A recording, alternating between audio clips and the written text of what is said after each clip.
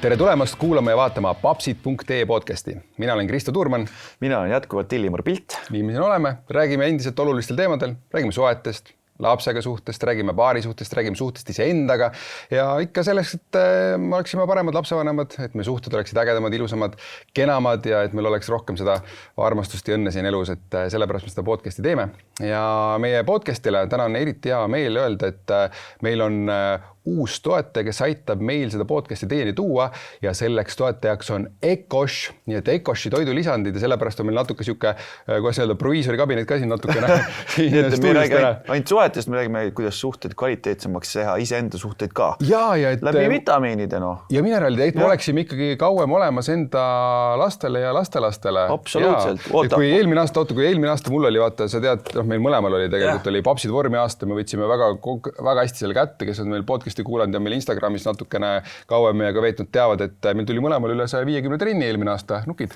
Nukid, ehk siis meil oli see tervise üks aspekt trenni osa oli päris hästi kaetud ja see aasta mul on 2026 on ikkagi tervisfookuses, et kõik see, kogu see muu osa ka siin, kõik need veresoongonnad asjad, et oleks pikk iga ja on võetud ka Ellega, kes meil ka podcastis käis rääkimas, on see rada ette võetud ja seal on täitsa mõnus nimekiri ka asjadest, mida peab manustama, sellepärast kõike ma toidust kätte ei saa. Sul on ka midagi käes, mis sulle... Jaa, just mul viimasel ajal üks suur lemmar, arvestades praegust aega, on viirutus. Ja see on meil au sees olnud juba väga pikka aega kodus, et juba siis, kui hakkad esimesed tunnusmärgid tekkima, see aitab minul vähemalt nende viirushaigustega tunduvalt kiiremini hakkama saada. Minul on oluline see, et ma põeks need läbi. Siis minu jaoks on, kui me ütlesime tervis korda, mul on oluline see, et ma saan seda trenni teha ka oma antikehadele. Jah, mul on jumal okei, kui ma vahepeal natukene aige, aga aastas korra. Ja siis ma ei taha vinduma jääda sinna 8 nädalaks, vaid teen korralikult läbi, panen viirutust ja muid C-vitamiine ja asju sisse suuremas koguses. Ja siin on meil magneesiumit ja C-vitamiine ja kõike seda, mis meil tegelikult kõigil magneesium on vast. Magneesium on mul iga õhtune programm. See peaks olla kõigil programmis sees. See peaks olla programmis sees. Ja nagu juba meil on kombeks saanud, siis meie saatekuulajatel ikka kingitust ka. Nii et kasutage papsid 20 koodi Ecoshi lehel ja 20% kõik tooted alla hinnatud. Nii et mõnusa ale saavad kõik meie saatekuulajad ka, nii et kasutage kindlasti seda papsid 20 koodi ja saate enda tervist turgutada ja toetada veel juurde. Eriti praegusel ajal väga hea. Ja loomulikult ärge unustage vaadata ka meie koolitusi papsid.ee ikka, et meil seal aprillis minu arust on natukene veel vabu kohti papside meisterklassi koolitusele, nii et saate selle ka ette võtta meie kodulehelt, nii et ärge siis papsid.ee lehte ka ära unustage. Ja nüüd lähme tänase saatekülalise juurde, sellepärast, et täna tuleb siuke nagu mõnus fookussaade. Ma ütleks, et jälle, nagu meil väga paljud saated on, aga täna tuleb eriti selline saade, mida ma väga soovitan kõigil kuulata, eriti nendel, kes on näiteks juhtuvad olema suhtes. Paari suhtes näiteks. Paari suhtes. Et see tundub siuke, et see võiks olla nagu väga oluline saada, sellepärast, et mina olen sellel teemal väga palju saanud nõu ja ütleme siis oskusi juurde, kuidas paremini enda kaasat mõista, kuidas tema mind paremini saaks mõista ja kuidas me ägedamalt mõnusamalt saaksime elada. Ja täna räägime sellisest väga lahedast teemast, aga sellest kohe, sellepärast meil on saates täna terapeut Marju Kuusik. Tere! Tere! Ma alustasime siin toidulisandid, kuidas sul Ecoshiga lood on? Ka mõni purk kodus olemas? Väga hästi on küll, päris palju on, et ma olen juba aastaid kasutanud tegelikult Ecoshi tooteid ja olen väga rahul. Väga mõnus. Eriti D-vitamiini kogu aeg regulaarselt ja magneesium ja igast muid asju sinna juurde vastavalt.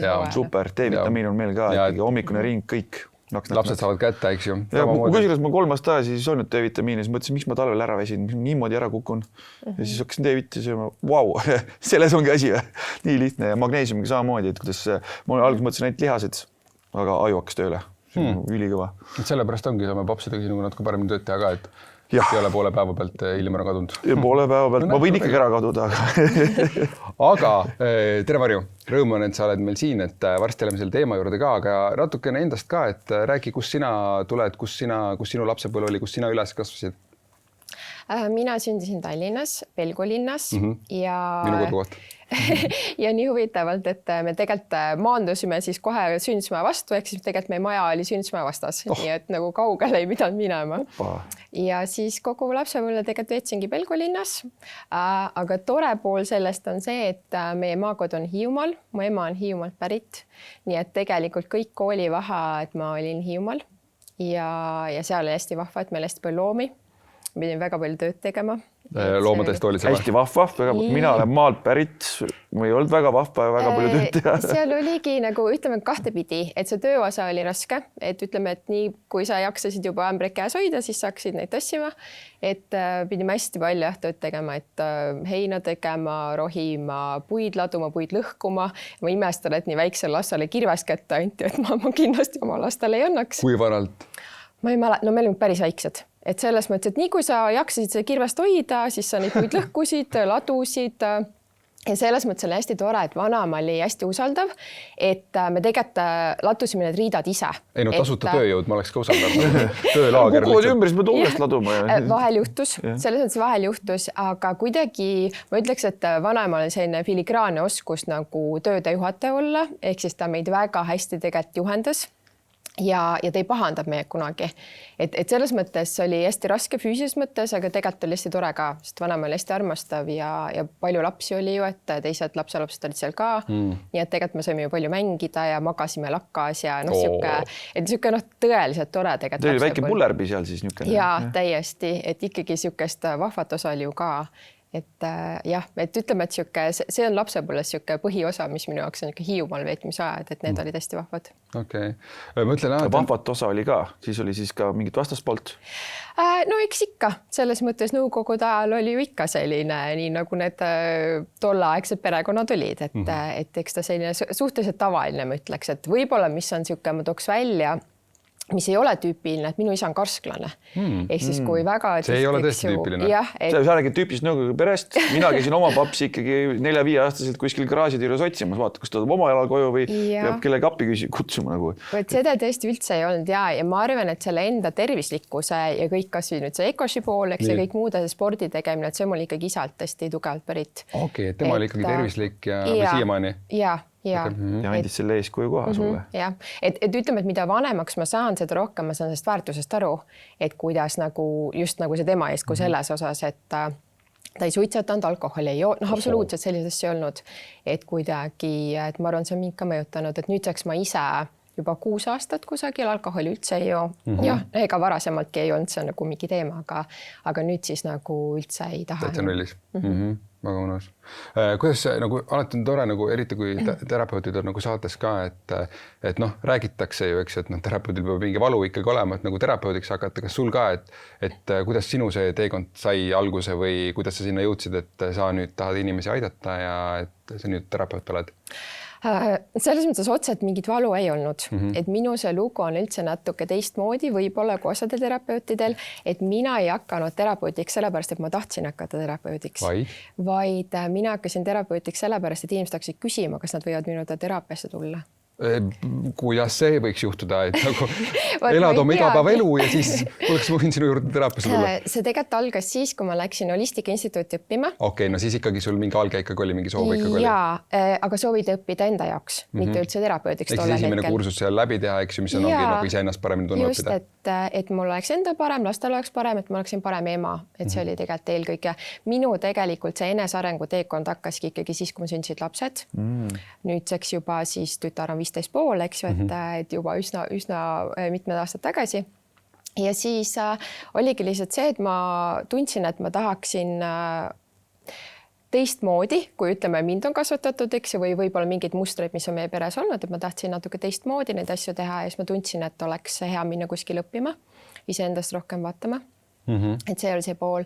Aga tegelikult selline teiste nõustamine algas mul üsna varakult, sellepärast, et ma kasvasin üles hästi palju poistega koos, et mul olid mängukaaslased poisid ja tädipojad olid palju, poisid siis, eks ju, kõrval. ja tädipoja sõpradega me ka hästi palju suhtlesime ja siis ikkagi ju noormeestel tekkisid igasugused küsimused ja mured seoses siis neiudega. Nii et ma tegelikult väga varakult nõustasin juba noormehi suhtenõu. Suhtenõu. Ja siis mu tädipoeg tegi ise kunagi nalja, et sa peaksid sellist tööd tegema, et sa räägiks ainult suhetes, sest sulle see nii meeldib. Ja siis me hästi naersime, sest tollal ajal tundus, et sellist tööd ei ole olemas. Aga tänaseks päevast ei olnud. Aga jah, et siis, kui ma Logistika Instituudi läksin, siis ma hakkasin õppima ja siis mingi hetk lihtsalt inimesed hakkasid küsima täiesti reaalselt, põhimõtteliselt nii-öelda suvaliselt, eks ju, et kas ma võiksin tulla sinu teraapiasse. Ja see algus oli minu jaoks hästi šokeeriv ja ma 2 aastat keeldusin, sest ma ütlesin, et ei, et miks, et ma ei ole terapeut ja et ärge tulge. Aga kuna ikkagi pidevalt küsiti järjepidevalt, siis pärast 2 aastat ma kuidagi äkki tundsin, et hea küll, et kui inimesed tahavad tulla, siis las nad tulevad ja nii ta läks. Täitsa äge algus, et siuke ise põnnid veel vastu ka, et seda tööd mitte teha ja siis lõpuks on tulemus ikkagi see. Ja samal ajal oli seeme juba olemas seal lapsepõlvest, eks. Ida nagu kondud, jah? Täpselt. Okay. Aga kuidas täna sellega tunned? Väga hästi. Et ikkagi oligi see, et mis oli juba sinu nagu kutse? Ja, et ma tohutult armastan oma tööd. Et ma tõesti tunnen nagu seda, et ma olen hästi õnnelik inimene selles osas, et ma saan teha midagi, mida ma päriselt väga armastan. Enne kui selle saate tänase selle fookuse juurde ja fookusteema juurde rohkem sisse läheme, siis seda ka, et sa ütlesid ka, et sul ei olnud ühtepidi tavaline lapsepõlv teisest küljest, et eks ju, et sul ongi isa andis seda tervise eeskuju ja mis sellised eriti terapeudina sa oled kindlasti analüüsinud enda elu palju, et mis sellised mustrid on, mida sa ise oled murdnud, et mis siis oli, mis sind Holistika Instituuti kajas, et mida sa ise oma lastele edasi anda ei taha ja kas on midagi sellist ka, mis sul veel tegemata töö on? Tegemata töö. Kõigepealt see, mida sa juba teinud ära oled, et mis mustrid on need, mis sa ei anna enda lastele edasi? No ma olen teinud endale üle 60 konstellatsiooni lasknud teha. Üle 60? Okei, see on uhke. Ehk siis jah, et ikkagi päris palju ja vahepeal oli niimoodi, et ma 3 aastat ei käinud tööl ja iga päev ainult tegelesin endaga. 3 aastat? 3 aastat ja iga päev. Okei, siis oli äge, et sul see võimalus oli teha 3 aastat iseendaga sügavalt tööd. Lastega?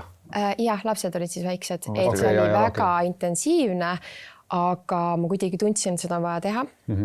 Ja ma võtsingi selle endale eesmärgiks nii, et praktiliselt kõik teraapiavormid ja mis iganes asjad on olemas, ma olen läbi proovinud, et hästi põhjalikult endaga tegelenud selles osas küll. Aga mis ma muutsin, ma ei oskagi selles mõttes nii täpselt öelda, et ega meil ei olnud kodus mul on tegelikult väga tore hea ema, et ma ei saaks öelda, et ma selles osas midagi väga palju muutma oleks pidanud.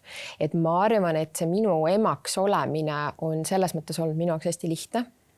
Ma väga tahtsin emaks saada ja lapsed olid hästi oodatud, et väga pikalt oodatud. Ma tegelikult tahtsin emaks saada juba 16-aastaselt. Ja kui mul tütar sündis, ma olin 27, ehk siis õnneks ikkagi sai oodatud seda aega, et ei kiirustanud sellega. Aga ma arvan, see tulebki kuidagi meie suguvusest, sest mul oli hästi tore vanaema ka, et hästi-hästi armastav, et see pool, ma ei oska öelda, kas ma seal väga palju midagi muutnud olen, aga võib-olla mingid suguvuse mustreid, et ütleme seda alkoholismi meie suguvust tegelikult on muidu palju, et mina kuidagi olen sellest kõrval jäänud, aga iseenesest seda on palju ja võib-olla ka sellist suhtemustreid, mis on paljud sellised väga katkised, et võib-olla see on kõige rohkem selline valdkond, mida mina olen tahtnud muuta, et suhe oleks terve, armastav, hoolitsev, et võib-olla sellel ajal ei osatud seda väärtustada, et kuidas seda siis hoida seda suhet ikkagi. No see ongi sellest ei räägitud, eks ju, ongi teadlikkus ka, eeskujusid samamoodi, eks ju. Eeskujusid ega tegelikult ka võimalik materjali ega midagi sihukest. Et ei olnud, nagu sa ütlesidki, et ei olnud teada isegi, et selline amet olemas on, kes võiks soetes lihtsalt rääkida inimestega. Ma mäletan väga hästi, kui ma tatikana vaatasin neid Rootsi, neid Germani filme, et see oli mingi 7 minutil filmitud ja siis vaatasid, mis asja, mingid vanemad teevad mingid lastega ühiseid, mingid väljasõite, mingid nädalapikkused asjad ja kuidas nad omavahel suhtlevad ja musitavad ja mingisugune lähedus ja värg, asi see veel on. Ja meie siin nõuka ajal polnud sihukest pulli nii-öelda näinudki, et meil oli siin päästame suurt isamaad ja võtame napsu ja värki. Hoopis teine värk, eks ju. Ja polngi seda inforuumi nagu. Aga lähme tele juurde siis täna, mis me ja miks sind ka siia kõige rohkem nagu kutsusime, on selline tore asi, milles sa oled, ma arvan, nagu mulle väga meeldib, kuidas sellest oled rääkinud ja räägid selline asi nagu kiindumismustrid. Ehk siis, et mis on suhetes ülioluline, et noh, mida ma saan aru, et millega me nagu tuleme, lähme suhtesse, teadlikud sellest ei ole ja need võivad päris palju neid suhted ka ära lõhkuda. Et räägi sellest, et mis need kiindumismustrid üldse nagu on, et väike sissejuhatus ka meile, et millega tegu on. Sest kindlasti paljud on kuulnud, aga võib-olla nad isegi tea, mis asi see kiindumismuster on. Et Briti psühhiaater siis John Bowlby oli tegelikult see, kes selle kiindumisteooria siis ise siis välja töötas. Ja tema siis teooria kohaselt on olema siis 3 kiindumustiili. Esimene neist on siis turvaline, teine on ärev ja 3. on vältiv. Ja see vältiv siis omakorda jaguneb kartlik vältija ja tõrju vältija, kes on siis tegelikult päris erinevad. Et nad ei ole üldse, nad on küll mõlemad vältivad, aga tegelikult nad ei ole sarnased. Et need on siis sellised põhikategooriad, kuidas tema seda siis liigitas. Ja see kiindumusteooria siis tegelikult põhineb sellele, et meie kiindumusmustrid kujunevad välja siis sünnist kuni 5. eluaasta vanuseni. Nii et kui ma olen ikkagi päris pisikene, siis on, see annab nagu selle vundamendi loob, et milline mul tulevikus põhimõtteliselt isegi nagu paarisuhe on. Ja.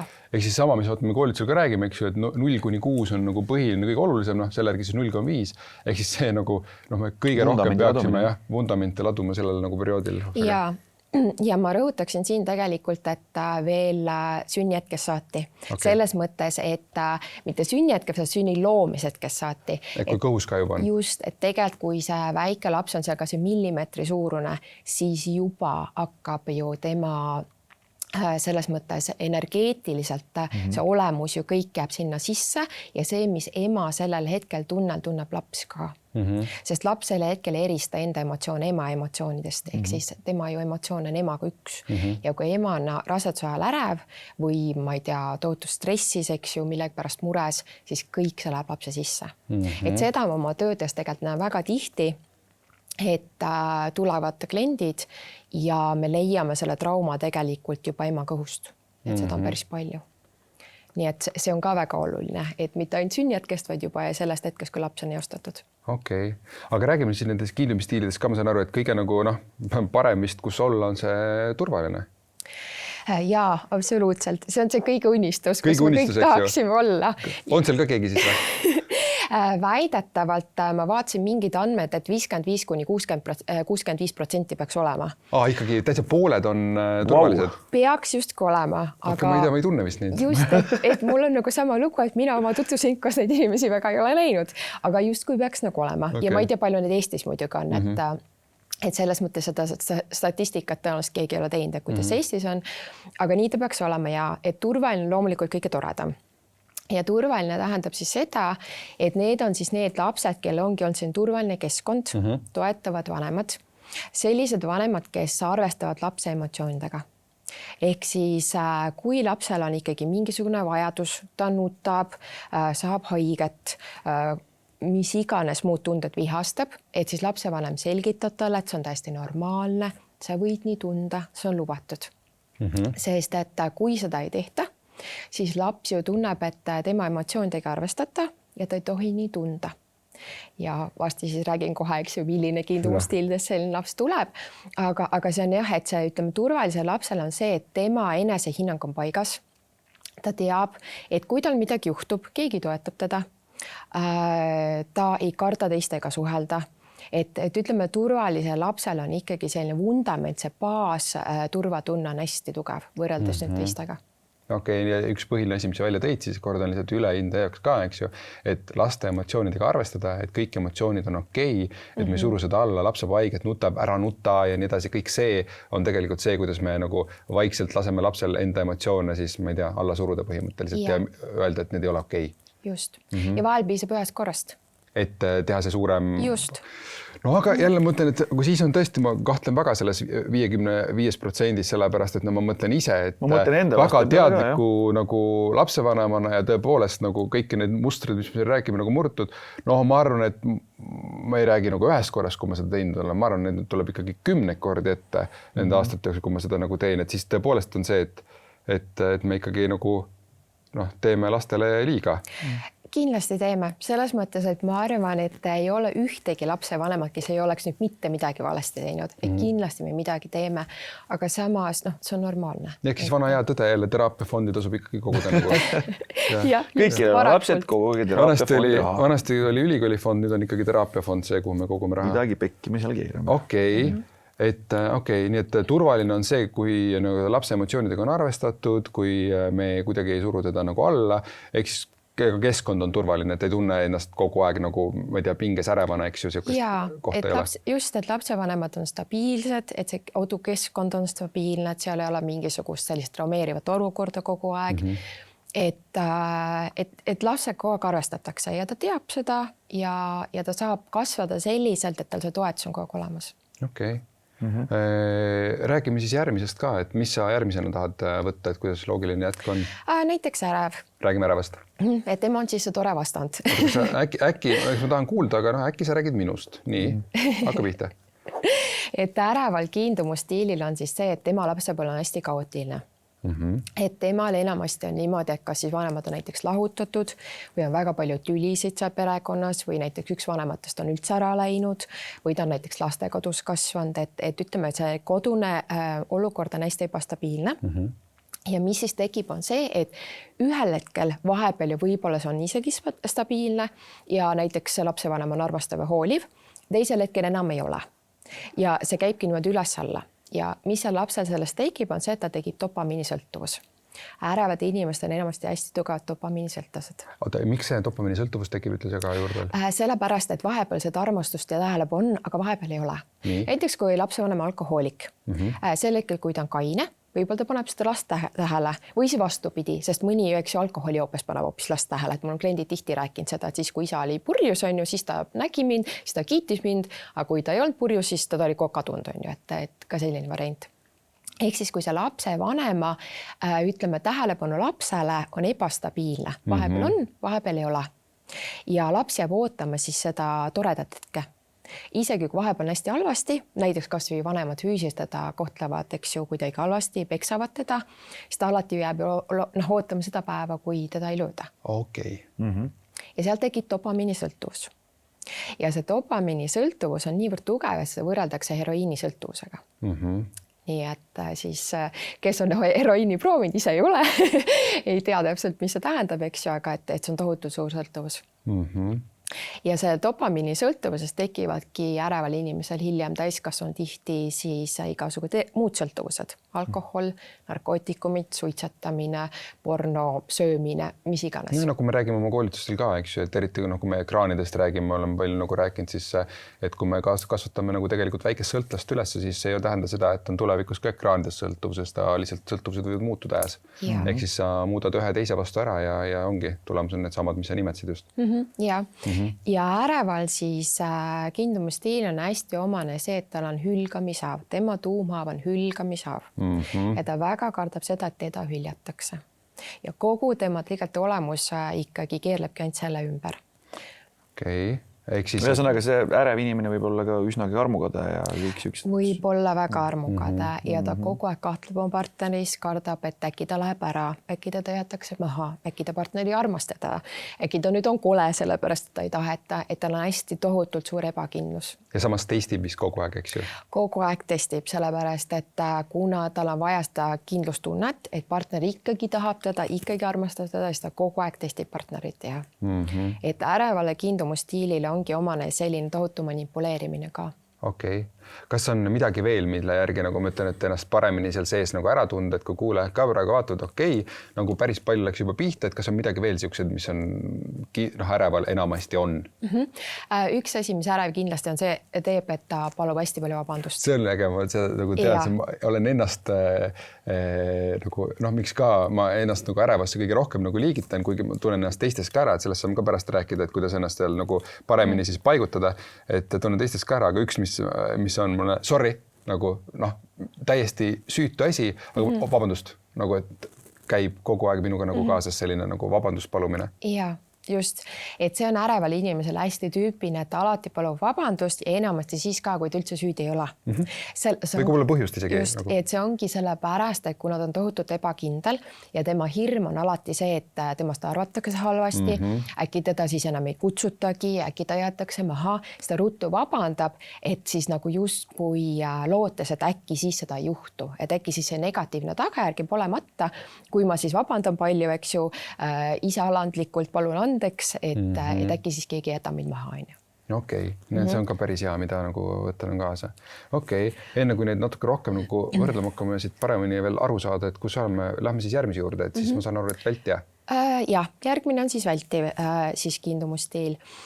Vältija puhul on siis natuke teistmoodi enamasti, kuigi loomulikult on ka erandeid, aga oma klientide peal ma näen ka seda, et ütleme 90% juhtudesse tavaliselt peab paika. Vältivatel inimestel väga tihti on üks vanematest alkohoolik või mõlemad. Et see kuidagi käib sellega juurde, et üks vanematest tavaliselt on pigem siis selliste kas siis sihuke funktsioneeriv alkohoolik või siis juba täiesti, eks ju, nagu selline väga tugev alkohoolik. Ja miks see mõjutab või miks see just on sihuke nagu, mis miks see sellepärast, et enamasti see tähendab seda, et laps peab hästi noorelt täiskasvanuks saama. Ta peab hästi noorelt võtma vastutuse, mis ei ole talle üldse hea kohane. Noh, nii nagu siin, eks ju, sai enne mainitud, näiteks peab oma purjus isa käima kuskil küla pealt otsimas. Ma tean ka selliseid näiteid, kus ema ütles pojale, kui ta oli, ma ei tea, 6-7 aastane, et mine otsi isa kraavist, et äkki ta on surnud. Ja siis see väike poiss läks öösiti isa otsima, siis kraavist, et äkki isa on kuskil ära surnud. 5-6 aastane? Jah, no ütleme 6-7, jah. Et mis see siis lapsega teeb, eks ju, et milline hirm sealt juba öösel, noh, et see on ju täiesti kujutlematu, eks ju, et mis see lapsega teeb, lapse psüühikaga. Ehk siis sa peadki tegelikult enda nagu kõik need tunded, hirmud, kõik asjad põhimõtteliselt nagu ära peitma, eks justkui nagu neid vältima, et sul ei ole oma nagu tunded ei ole nagu siis kindlasti lubatud, see on nagu liiga suur koormus vist. Absoluutselt, just, sest selleks, et ellu jääda, siis ei ole mõtet enam tunda, sest seda on liiga palju, see on liiga raske lapse jaoks. Ja et lapse närvisüsteem peaks vastu sellele, siis ta lihtsalt surub need tunded kõik alla. Aga enamasti see perekonnas tunded ei ole ka lubatud. Enamasti üks vanemast on kindlasti selline, kes ütleb, et sa ei tohi nutta, sa ei tohi naerda, sa ei tohi vihane olla, et kindlasti on enamasti see ka. Mul on üks ideaalne näide sellest, kus juures, et alles hiljuti käisime restoranis söömas ja meie kõrval lauas istus perekond, ema, isa ja laps. Laps oli umbes 5-aastane ja ta oli seal terve aeg siis ekraanis, eks ju, vaatas seda ekraani. Ja millegi peale, ma seda ei kuulnud, miks, ta äkki teatas, et ma olen nii vihane. Ja ema vaatas talle otsa ja ütles, et sa oled liiga väike, väiksed lapsed ei ole vihased, sa ei tohi vihane olla. Ja see laps kordas uuesti, et ei, ma olen väga vihane ja ema ütles, et lõpeta ära, et sa oled laps ei ole vihane, mitte kunagi sa ei tohi seda tunda. Selline lause. See oli õpiku näide, siis ma mõtlesin, et noh, nagu mingis mõttes oleks tahtnud seda filmida ja siis just kui oma kursusel näidata, et kuidas ärge tehke. Et noh, täpselt nii see tõrjuvältija tulebki. Et ema ju ütleb, et sa ei tohi seda tunda, see ei ole lubatud. Ja laps ju, mis ta õpib, ta saabki aru, et ma ei tohi seda tunda. Viha ei ole lubatud. Ma vaatan, siis me kasvatasime nagu selle vältiva stiiliga nagu põlvkondade viis ju mehi üles. Nagu mul oli 4 vanemat venda. Ma astusin naela jalga.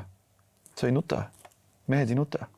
Sa ei lähe tuppa emale ütlema seda, sest meid vaetakse muidu kõiki tuppa, et siis me ei tohi seal selles prügihunnikus mängida. Ja siis, noh, mehed ei nuta ja kuidas ma selle vastu võtsin, oligi see, et ma ei tohi neid tunded tunda. Ja kahjuks see nii ongi, sellepärast, et need mehed, kes minu juures teraapias käivad, ja ma pean ütlema, et väga tore, et nii palju mehi on hakanud teraapias käima. Siis tihti nad ütlevadki, et nad ei ole oma täiskasvanud eluaja jooksul kordagi nutnud, sest ei ole lubatud, sest juba lapsena ei tohtinud seda teha ja ka täiskasvanud ei ole seda teinud ja nad ise ütlevad enda kohta, et nad on betoonid, et ühtegi emotsiooni temast välja ei tule. Ja siis tavaliselt, kui me teeme selline 5-6 teraapiat temaga, siis tulevad lõpuks need pisarad ka. Et ütleme nii, et ma olen siiani kõik need betoonid ikkagi nutma saanud. Et see võtab lihtsalt hakkavad ikistama tead. Eesmärk oma, et mehed nutma saada. Ma mäletan oma esimest teraapiasessiooni, ma tulin tagasi teraapiast, jõudsin koju, kukkusin elutoa põrandale maha ja siis ma nutsin 2 tundi. ja ma ei teadnud, kus kohast tuleb, miks see tuleb. Mu naine oli väga segaduses, ütles, et miks sulle kasutusjuhendid kaasa antud. Ma tahaks kasutusjuhendid, mis ma nüüd teen, lapsed käisid, panid mulle pleedi peale, issi, kus kohas sul valutab. No tegelikult oli sinna nii palju kogunenud, et tuli välja ja see oli meeletult vabastav. Ilma, et sellel oleks olnud nimetust, põhjust või mis iganes asja, lihtsalt seda tuli ja tuli ja tuli. Ja siis ma sain aru, et oota, ma olen tundespektrist, mis on 360 kraadi, kogenud ainult võib-olla 45 kraadi, et kui palju siin veel on ja veel on ja veel on. Ja hakkasin ise ennast alles avastama nagu 35-selt. Uskumatu. Tulevad ka 50-aastased meesterahvad, mis on väga tore, et ütlevad, et nüüd nad on otsustanud, et enam jätkuda nii ei saa ja ma tahan muutust. Ja enamasti on mingi valu vist, ka sa oled ka seda kogenud, et enamasti on mingi valu, mis ikka ajab sinna teraapiasse, et nagu kas siis naine jätab maha või midagi muud sellist või kuidas sulle satuvad need mehed siis sinna, kes on nii-öelda seda nõus seda teraapiateekonda ette võtma, et tihti läbi valu aga tihti ka see, et inimene ise mingit tunneb, et tal on nii raske. Okay. Ta on lihtsalt nii kinni endaga, seal pinget kehas on nii palju, et ütleme kuskil 40 eluaastani me veel suudame kuidagi ennast koos hoida, aga lõpuks keha ei jaksa. Ja tihti ka siis terviseprobleemid, et see pinge kehas on nii suur, siis hakkavad igasugused terviseprobleemid ja siis hakatakse abi otsima. Seda ütles Margus Punapki meie saates, eks ju, nagu meestearst, aga ka väga palju seda terviseteemat uurinud ja tema ütles ka, et vaimne tervis ja füüsiline tervis on otseselt seotud, et pole mitte mingit, et uuringud ütlevad ka seda, et mida kaugemale me jõuame, et seda rohkem need seotud on, et kui on ikkagi meil emotsioonid, mis me oleme sees kinni hoidnud, siis nad löövad mingil hetkel välja mingi füüsilise pingega ja füüsilise valu ja füüsilise tervise probleemiga. Mul oli täpselt sama asi, mida sa kirjeldad, et me justkui ehitame noorest peast endale seda exoskeletti ümber nagu turvist, mis kaitseks meid, et me tahaksime välja sellised, nagu me oleme, pressime seda sisemisi tundeid ja emotsioone sinna veel sügavamale sinna sisse ja kuni üks moment meil hakkab eluenergia otsa saama, siis mul terapeut ütles hästi selle kohta, et sinu exoskeleti sisse hakkavad mõrad tulema. Teistpidi kutsutatakse seda ka keskiakriisiks, et kus saab nagu eluenergia otsa, et ma ei jõua seda skeletti enam peal hoida ja siis ta hakkab välja tulema. Nagu nii ta on. Aga kui nüüd natukene rääkib sellest vältivast, aga ma praegu täpselt ei saanud aru, et kas sa rääkisid nüüd sellest tõrjuvast või kartlikust või see oli nagu üldine vältija kirjeldus? Selles mõttes hetkel see on ikkagi tõrjuv vältija. Tõrjuv vältija? See on tõrjuv vältija. Okay. Kes on siis täitsa nii-öelda seal vältija, ütleme, kui on meil skaala, ühel pool on ärev ja siis teisel pool on see vältija, siis on ta täitsa see nagu see skaala nagu see teine ots, siis ärevast kõige kaugem nii-öelda. Ja keskel on siis turvaline ja siin skaalas me siis liigume, et ütleme, et ongi nii, et kui siin ühel pool otsas on ärev, ühel pool otsas on siis tõrjuv vältija, keskel on siis turvaline ja kartlik vältija on siis see, kes seal skaalal niimoodi edasi-tagasi sõuab, et see on siis see, kus me viimasena jõuame. Okei. Räägi veel sellest tõrjuvast vältijast siis, et kuidas veel nagu aru saada, et okei, et ma olen tõrjuv vältija. Tõrjuv vältija tuumhaav on see, et ma ei ole piisav. Okay. Ja et tema maailm keerleb kõik selle ümber, et ta tunneb pidevalt, et ta ei ole piisav. See loomulikult tuleb tal lapsepõlvest ja tal on hästi omane häbi ja süütunne ja ta tohutult kardab kriitikat. Kuna ta tunneb niigi kogu aeg, et ta ei ole piisav, siis kriitika tema jaoks on ülimalt raske. Et see on, ütleme nüüd siis tõrjuva vältija, see on väga tugev tunnusjoon. Esimene on see, et ta ei tunne tundeid. Ehk see tulebki teraapiasse ja väga tihti nad ütlevadki, et ma ei tunne mitte midagi. Et ma ei tea, teised inimesed räägivad, et tema tunnevad midagi, ma ei tunne mitte midagi. Aga siia juurde võib olla see, et tõrjuvalt ja teiste tundeid tunneb, mis on ka tihti, aga ta enda tundeid ei tunne, mis on hästi huvitav. Et ta isegi sellest saab aru, et teine on kurb, ta tunneb isegi kaasa, aga ta ise ei suuda seda tunda. Ma küsin jälle enda kohta, vaata, sest et endal paremini aru saada, kuidas ma näiteks aru saan ise, et okei, kas ma olen siis ärev või olen nagu tõrjuv vältija või kartlikust räägime ka, eks ju. Sellepärast ma tunnen ära nagu seda, et isegi ma küsin nagu niipidi, et sa ütlesid, et sellel äreva puhul on nagu see, et sul on see hüljatushaab, eks ju, ja sa tegelikult tahad nagu ka nagu teisi, ma ei tea siis nagu head teistele teha, sa tahad teisi paremini rahuldada nii-öelda teiste nagu soove, eks ju, et sind nii-öelda ei hüljataks, sind välja heidetakse, eks ju. Ja samas sellel tõrjuval vältijal on ka ju see, et ma ei ole nagu piisav. Et mul on see häbi, nagu sa ütlesid, see süütunne ja ma tunnen ennast seal ka nagu ära. Et mul on ka seda nagu häbi süütunnet, seda ebapiisavuse tunnet ja samas ka ära, et kus ma seal nagu siis aru saan. Nad on justkui minu jaoks nagu väga sarnane pakett. ja et tõrjuvältija ja ärev ongi selle koha pealt hästi sarnased, nemad on mõlemad hästi ebakindlad. Kartlik vältija ei ole nii ebakindel, tema on palju enesekindlam. Aga mis on täiesti erinev, on see, et ärev tunneb tohutult palju tundeid. Temal on neid tundeid alati liiga palju. Tõrjuval vältijal vastupidi väga kehva kontakt oma tunnetega. See on see eristuse koht nagu põhiline? See on see üks eristuse koht. Järgmine eristuse koht on see, et tõrjuv vältija on selline, kes on pigem hästi eraklik. Tema tahab üksi olla.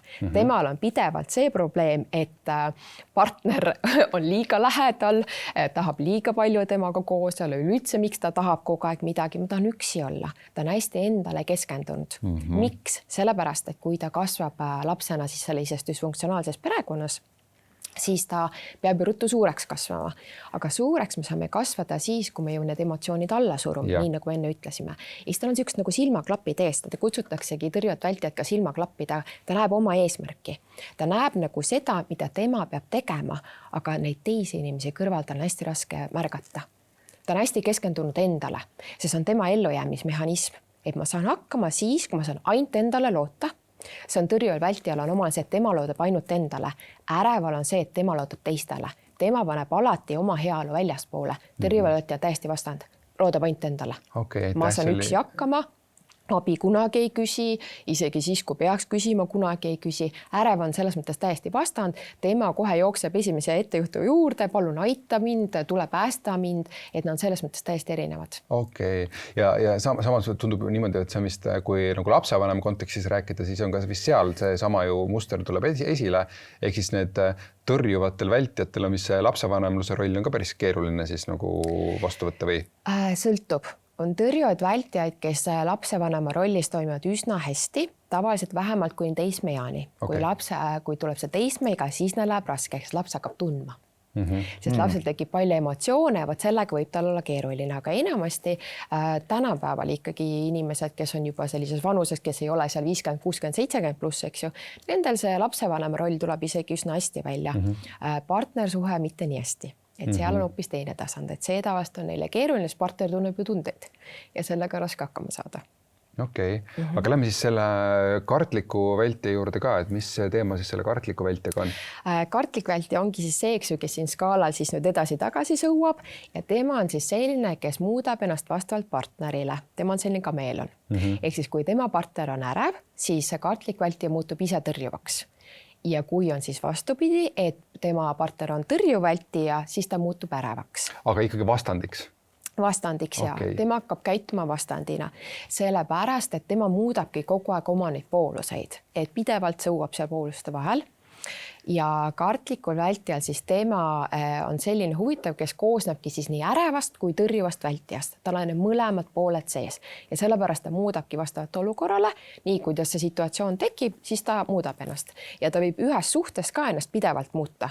Vahepeal ta on ärev, vahepeal ta on tõrju, vahepeal ärev, vahepeal tõrju, et ta niimoodi pidevalt muudab seda spektrit. Ja tema tuumhaav on siis reetmise haav.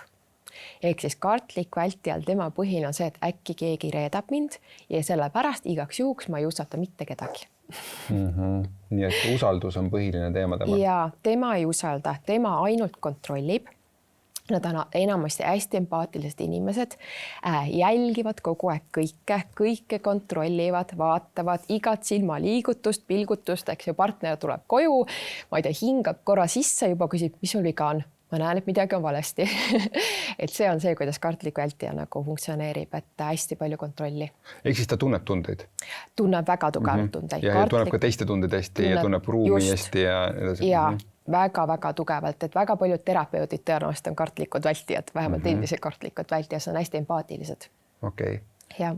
Miks see niimoodi siis on, et see kartlik vältija ka, ta läheb nagu sinna teisse poolusesse ja ma olen aru saanud ka, et nagu tihti on siis suhtes ja ka endal hea näide tuua ise endast, et lähevad nagu kaks poolust tavaliselt sinna suhtesse. Miks nii? Miks see ärev läheb selle tõrjuva vältijaga kokku ja siis nii-öelda kartlik vältija võtab ka selle nagu teise pooluse siis vastavalt sellele, kellega ta koos on? Sest nii nagu ikka vastandid tõmbuvad elus, pluss ja miinus lähevad ikkagi kokku. Ja see on ka sellest tingitud, et tõrjuvältjal on palju tugevam maandus enamasti, sest tema on ju rohkem kohal, tema ei tunne väga emotsioone ja ärevad ja kartlikult vältjad tunnevad jälle väga palju emotsioone ja see jälle tasakaalustab. Okei. Ja vastupidi siis ka, ja. Just. Ja tõrjuvältja enamasti ta alati valib oma partneriks ikkagi kellegi, kelle on see ärev pool sees, kas siis ärev või kartlik vältja, kellel on ka see ärev pool sees, sellepärast, et nemad tunnevad tundeid. Sest tõrjuval vältjal tegelikult hästi ju meeldib see, et keegi tunneb. Et kui mina ei tunne, vähemalt mu partner tunneb midagi, see tegelikult alateadlikult nad ju otsivad seda. Et see ongi see, et see alateadvusest me alati otsime ju tegelikult seda, mis meil on puudu.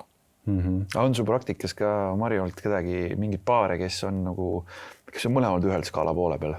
Näiteks mõlemad ärevad, panevadki nagu... Mõlemaid ärevaid ei ole minu juures olnud, aga kartlikke vältjaid küll on. Just nad saavad ise vahetada, eks ju? Mõlemad on kartlikud vältjad, et selliseid paare on päris mitmeid, keda ma tean ja kellega ma olen koos töötanud ka. Okay. Ja nüüd, kui nagu oled turvaline, et kui praegu kuulab ka keegi ja tõepoolest kirjutage palun meile, kui te olete turvaline, teeme siis selle statistika ära, et mitu kuulajat teil turvaline on turvalises paari suhtes.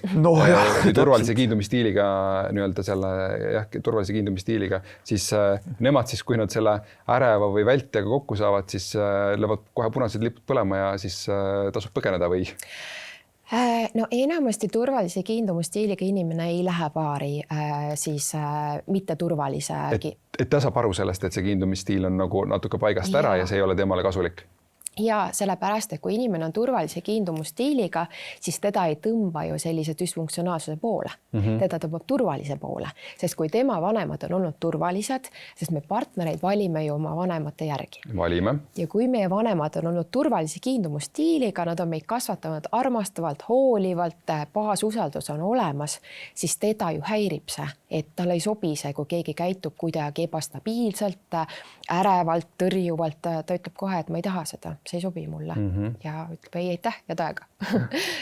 Ma olen endal nagu paari suhtes, me ka nagu seda teemat oleme nagu lahanud ja ka teraapias nagu käinud ja see on nagu tore olnud nagu märgata seda, et mul on seda ärevat vist kõige rohkem, kui ma siiamaani vist praegu kuulan sind ka ja nagu igal pool tunnen ennast nagu ära, et natuke raske on ennast nagu paigutada, aga nagu tunne on, et vist on ärev nagu kõige rohkem, aga nagu partneri naise puhul mul on nagu, ma saan ilusasti aru, kus tema on see tõrjuv vältja pool. Ja kuidas ma kõige rohkem sellest aru saan, on see, et ta on järjest rohkem küll tundnud, aga tundmeks me oleme sellega tööd ka teinud, eks ju, aga ta suudab ennast nagu välja lülitada, mis on nagu minu jaoks nagu kõige keerulisem nagu koht, et sa oled nagu suhtes, sul on nagu armastus, sul on kõik ja sul on need tunded olemas ja see on nagu happy ever after ja äkki mingil põhjusel suudab ta nagu tal on nagu sees mingi nupukene, kus ta lülitab lihtsalt ennast välja, et ma nüüd enam nagu tunda, et sinu vastu põhimõtteliselt nagu ei tunne. Et loogiliselt kõik me saame aru, et selles suhtes see on nagu mööduv nähtus ja see on nagu mingisugune hetk, aga see nagu mind siis kui ärevat hirmutab siis vist kõige rohkem, et kuidas üldse nagu võimalik on, et sa saad nagu tunded enda välja lükata. Et kas see on ka, käib tõrjuva vältja nagu juurde? See käib tõrjuva vältja juurde ja muideks seda on isegi uuritud MRT uuringus, et pandudki see tõrjuva vältja siis sinna kompuutrisse ja vaadatud tema aju, et kuidas tema aju reageerib. Ja tõrjuval vältjal on ainsana siis selline omadus ajus olemas, kus ta suudab sekundiga need ühendused läbi lõigata. Täitsa areid, okei. No ütleb lüliti välja. Ei, no mu tunne ongi nagu see olnud, et see käib nagu nupust. Et see on nagu siuke nagu väga, ja mulle, kes nagu see ärev nagu koht, et loomulikult me oleme õppinud sellega nagu ilusasti nagu toimetama aga see ei tähenda, et see nagu endiselt nagu lihtne oleks või see, et me nüüd teadlikud sellest oleme, loomulikult väga palju lihtsamaks seda asja, aga see ei tähenda, et seda nagu ikka endiselt lihtne vastu võtta on, et selline nupp eksisteerib ja ta olemas on. Sul peaks olema paanikaruum ju, seepärast, et järsku nagu loomulikult, et põmm, tuba on pime ja kõik saad üksi bändi seal. Ja kui ma sellest teadlik ei olnud, ma ei hakka neid lugusid rääkima, kuidas see nagu paanika nagu ruum nagu tekkis, et see loomulikult see tekkis väga suur nagu paanikaruum, sellepärast sa oled selline tunne, et sa oled nagu nurka surutud ja seal on nagu elu on nagu põhimõtteliselt nagu läbi selle koha pealt, nagu kuidas üldse võimalik. Ma mõistan enda naise paanikat ka nüüd praegu hetkel. Paremini, eks ju. See ei mahu nagu pähe ära nagu üldse. Jah. See ütleme, et tõrjuva vältjate partneritel ongi väga raske. Ja. Ta sain endale palun tee mul kingitusi iga päev, mul on väga keeruline. Kristo, ma mõistan sind, sest et ka mina olen siin ikkagi vältiv tegelane, aga mulle vaatan siin, et mul mul ikkagi sobib väga hästi see kartlik vältija stiil, pigem juba siukene, et ma väga hästi kuulsin ennast sellest ära, et kui ma pisikesena, isegi teraapias olen ennast nagu näinud seda hetke ka, kus ma siis võtsin selle isa rolli endal kanda sellest hetkest ja ma olin päris väsinud sellest, väga pikka aega kandsin seda ja see nagu nii-öelda läkski sinna ka teiste inimeste peale, et mida ma tegin. Aga kui ma selle ümber sain svitsida või muuta, siis ruum kõik muutus. Ja ma tunnen, et nagu nii-öelda ma olen sammukene lähemal sellele pühale graalile, et nagu ma aru saan, siis Marju, meil on võimalik neid stiile muuta ka. Kõik on võimalik. Kõik on võimalik. Ma tahan enne, kui me tahan sellest muutusest ka, tahan kindlasti rääkida, küsida, aga ma nagu kasutan võimalust, et ikkagi terapeut on nagu stuudios ja et kuidas ma siis ikkagi, kui praegu ka tunnen, et seal nagu mõlemas ikkagi nagu ära, eks ju, saan sellest häbist ja süütundest aru, siis 90% on see alkoholism, eks ju sees, okei, on sees, on see hüllatuse nagu pool on olemas, teiste nagu see tunnetega nagu väga arvestamine, eks ju, see nagu ruumi lugemine, samas emotsioon, eks ju, nagu tunnen, on see nagu kindlasti see nagu ärev osa on nagu seal sees. Kuidas ma seal ikkagi nagu sellest aru saan, nagu, et kas ma olen siis kartlik vältija või on mul ikkagi kaldun sinna äreva poolele, on mingit küsimust veel, mis ma saan endale vastata, et okei, et ma olen see? Kartlikul vältijal ja äreval on ka päris palju erinevusi. Näiteks see, et kartlik vältija ei ole üldse aldis vabandust paluma. Tema võib paluda vabandust küll, kui ta päriselt tunneb, et ta süüdi on, aga ta ei tee seda nii nagu ärev, et ta pidevalt, ta ei ole üldse sellist kommet. Et nii sama nagu jutusoojaks ta seda ei tee? Ei. Okei, no siis lähen äreva poole natuke. Sinna juurde see, et ärevad on ju klammerdujad. Nemad on ikkagi see, kes ripuvad oma partneri küljes, muudavad ennast enamasti oma partneri järgi. Väga tihti on see, et näiteks kui partneril meeldib tennist mängida, no siis ärevale meeldib nüüd ka tennist mängida või mingit muid tegevusi teha. Et ta muudab ennast hästi palju oma partneri järgi. Kartlik vältija seda ei tee. Tema on pigem rohkem enda keskmes, tema teeb seda, mis talle meeldib. Et juba selle kopalt on ta väga erinevad. Lisaks ärev on enamasti väga ebakindel, aga kartlik vältija ei ole nii ebakindel. Pigem enesekindel ütlesid, eks ju? Pigem on enesekindel ja sinna juurde konfliktisituatsioonis ärevad inimesed, nad ei julge väga palju näiteks halvasti öelda oma partnerile, sest neil on kogu aeg see hirm, et äkki teda jäetakse maha. Kartlik vältija, kui on konfliktisituatsioon, siis temal tuleb sealt suust ikka nagu selliseid, ütleme siis pärleid, eks, et võib-olla pärast partner ütleb, et ise, et ma tahan lahku minna, et kartlik vältija konfliktisituatsioonis muutub hästi agressiivseks tihti. Ütleb väga halvasti, väga jõuliselt, võib asju lõhkuda. Ilus, tunnen ennast ära ilusti. Ma olen küll ammutanud niimoodi. Öeldigi, et skorpion tuleb ja salvab, paneb siin lõpuni. Aga need ei olegi skorpion, hoopis kartlik vältija. Hoopis kartlik vältija ja võingi lammutada. Nüüd ma olen nagu nii-öelda targemaks saanud ja seda lammutamist ei ole enam. Et selles mõttes et ärev seda enamasti ei tee, sest tal on nii suur hirm üksi jääda, aga kartlikul ei ole. Samamoodi näiteks ärevad lähevad enamasti suhtesse, nad ei taha üldse üksi olla. Sest nende ju kõige suurem hirm ongi see, et keegi mind hülgab ja ma jään üksi. Aga kartlikul vältija seda ei ole. Tema võib täiesti vabalt üksi olla. Tema, kui ta läheb lahku, ta võib olla aastaid üksi, see ei häiri teda. Ja siis on tore, siis on tegu on ikka ärev, aga mul on selge, sul on ka selge, et siis on me rahulikult edasi minna. Ilus on see, et selle nagu aja jooksul ongi, kui seda teadlikuks on nendest kiindumistiilides sai juba üksjagu aega ju tagasi, et ta on ikkagi palju lihtsamaks on, eks ju, nagu läinud. Ja ma saan aru ka, et ajas nagu on see liikumine ikkagi olnud sinna turvalisema nagu poole, aga nüüd kes meil kuule ka on, ütleme, ma ka praegu sain teadlikuks, ma olen nagu ärev, ma sain teada, et mul on tõrjuv vältija meil nagu partneriks, eks ju, vastandid tõmbuvad, olemegi seal, mõlemad oleme kergest nagu dysfunktsionaalses suhtes, eks ju, koos. Mida nüüd siis teha? Kuidas ma siit hakkan nagu seda asja nagu kokku nagu siis viima, et mida see ärev peaks seal tegema selle tõrjuv vältijaga, mida tõrjuv vältija selle ärevaga, kuidas me rohkem sinna keskmesse siis, kus me tahaksime olla nagu olema, siis ma saan aru, et nagu sa ütlesid, et me anname tegelikult need mustrid ju oma lastele edasi. Kristo, tegelikult ma isegi enne kui sa Marju käest küsid, on ju, et lihtsalt mida me tegime. Ma näitan, kui me ei olnud teadlikud, mida me tegime. Lõhkusime suhet. Võib-olla minu see olnud ju viga. Ma arvan, et ma ei tea, kuidas sul, aga ma arvan, et Evelin ka vaatas, et laamendab, mis on nii palju emotsiooni. Mul oli ka, et naine, mine teraapiast ennast korda, sul on nii palju emotsiooni, mida sa lappad siin? Naine vaatab mulle otsa.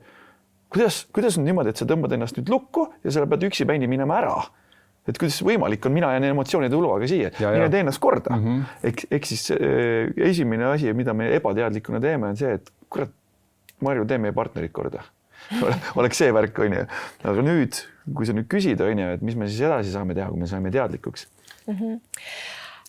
No hästi oluline pool on see, mis minu soovitus alati on klientidele, sellepärast, et enamasti alguses tullakse üksinda. Hiljem näiteks juba partneriga koos, aga tihti esimest korda tullakse üksinda. Siis minu soovitus esiteks on see, et kui inimene näiteks on tõrjuvältega paaris, sest enamasti on see sellise juhul nii, siis ma küsin, et kas sinu partner on ka nõus vaeva nägema, kas tema ka soovib muutust. Tegelikult, kui see tõrjuvältja absoluutselt ise muutuda ei soovi ega ka mitte mingit muutust ei soovi, siis ei olegi mitte midagi teha. Sest vägisi me ju kuskile kedagi tirida ei saa. Okei, aga tõenäosus, ütleme niimoodi, et kui me seda muutust ei tee, et kuidagi nagu see musta piltiga nagu maalida, siis tõenäosus, et nagu näiteks äreval ja tõrjuval vältjal on pikaaegne õnnelik suhe, on nagu siis suhteliselt väike, kui nad mõlemad selle ikkagi ekstreemumi otsustes on. No selles mõttes, et nii nagu me nõukogude ajast ju teame, eks ju siin vanemaid. No saab ikka. Saab ikka, just. Jõuga saab kõige saab ikka. Saab ju ka nii, et elatakse eraldi tubades, eraldi korrustel. No aga me ei räägi siin sellest. Papside saates me ei räägi sellistest suhetest me ei räägi. Et hambad ristis ju ikka saab, aga kui me räägime nüüd sellisest armastavast ja tervest suhtest, siis jah, väga raske. Et loomulikult siis ikkagi peaks tulema teraapiasse ja ikkagi hakkama enda sisemist last tervendama, et abi saada. Ja see eesmärk tegelikult ongi see, et on töö sisemise lapsega. Sest miks meil need konfliktid tekivad ju sellest, et meie sisemine laps on katki. Ja kui me ju lähme konflikti, me ju ei jää täiskasvanuks, me läheme ju lapse tasandile. Ja need karjumised, lõhkumised, eks ju, halvasti ütlemised, tulevad ju kõik sellest, et me oleme seal, ma ei tea, 4, 5, 6 aastased. Ja, no mul on konkreetselt, ma tean väga hästi, et kui on ka teraapias seda ju üht ja teistpidi, siis enamus sellest on selle 5-aastasel poisil, nagu kõik see kõige suur, on väga varem, aga see 5-aastane poiss on põhiline, kuhu mina alati lähen. Võib-olla Marju, siit lähen veel sammu tagasi, et räägi kuulajale, aga meie saame nii hästi sellest aru, sisemist laps, kuna me selle nii palju tegelenud. Aga lihtsalt mõiste, see sisemine laps, et korra nagu nii-öelda äkki sa saad sellega avada, et mis see on? Jaa, see sisemine laps ongi meie sees, siis meie see lapselik osa. Ta on nagu alamisiksus meie sees. Ja seni kaua, kui ta on tervendamata, siis ta on meie sees enamasti katki. Sõltuvad meie lapsepõlvest, aga ütleme siin nõukogude ajal kasvanud, eks ju, lapsed enamus on ikkagi üsna katkised.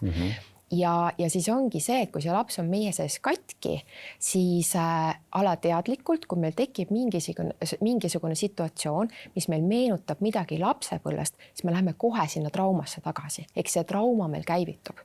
Ja siis me hakkame ju selle trauma pinnalt käituma. Me ei käitu selle pinnalt, mis me täiskasvanud praegusel hetkel oleme, vaid me lähemegi sinna näiteks 5-aastase tasandile ja hakkame selle trauma pealt ju käituma selles hetkes ja reageerime vastavalt täpselt selle traumale, mis meil oli ka lapsena. Ja me ei suuda sellel hetkel eristada, et et ma nüüd tegelikult käitun nagu 5-aastane, eks just, me ei saa ise sellest aru. Ja see käib sekundiga või millisekundiga põhimõtteliselt. Just, sest me läheme kohe tavasti kas sinna võitle põgene või tardu situatsiooni. Tõrjuval vältijal on see tardu ka väga tavaline, eks ju, et tema tardub ära, külmub ära, friis on ju. Nupp käis välja. Mitte midagi ei tule, eks ju, ei tule eid ega jaad, kõik on ju, et temal on see tavaline, aga ütleme, kartiku vältil on kindlasti võitle pigem, eks ju, ja äreval on ka moosimine, et tema hakkab ju meelitama, hakkab manipuleerima. Et meil on erinevad taktikad, mis me siis teeme selles osas. Aga jah, et kui see sisemine laps on meie siis hästi haavatud ja katkine, siis seda keerulisem meil on. Ja tegelikult mida rohkem me sisemist last tervendame, see rohkem me selle turvalise kiindumustiili poole kogu aeg liigume. Et see käib läbi selle. Kinnitan. Aga nüüd, üks variant on kindlasti ka meie soovitame seda soojalt, on eks ju nagu teraapia teekond ette võtta, et seda kiindumistiili parandada. Aga nüüd, kes nagu kuulavad, eks ju, tahaksid, on sul mingit nippi, trikke või selliseid nagu teadmisi veel anda, et mida igapäevaselt me saame nagu teha, et võib-olla isegi ette küsin selle ka, et sinna ma saan aru, et kõigil meist on siis võimalik sinna turvalisse jõuda, isegi kui me selle 0-5 on antud meile kaasa näiteks ära või tõrjuvältja, et meil on kõigil sinna turvalisse võimalik nagu jõuda, et kuidagi see positiivne noot on ka ikkagi olemas.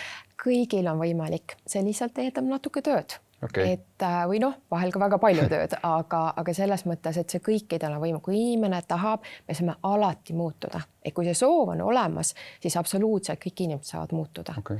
Aga mida siis ütleme teha, et kui näiteks alustame sellest ärevast, et ütleme, räägime mulle, et mis minule see on kuidagi koduseks tööks nagu annaks, et kuidas suhtes turvalise poole nagu rohkem liikuda. Et ega ma tunnen väga hästi ennast ära seal, et mul on nagu, ma tean, mul on väga tuttav selle 5-aastase poisiga, kes mul nagu peale tuleb teatud situatsioonides, tunnen, kuidas siia tekib mul see ärevus sisse, läheb kõik kuumab siit keset rinda, nagu väga hästi tean seda tunnet. Et nagu jällegi, üks on see, et saan oma tundega seal rääkida ja väikest natukene sisemise lapsega seal jutustada, aga mida ma suhtes igapäevaselt teha saan, mis need kohad on? Ärevalt kindlasti, mis on ülimalt oluline, see on panna paika piirid. Nii. Äreval enamasti ei ole oma piire.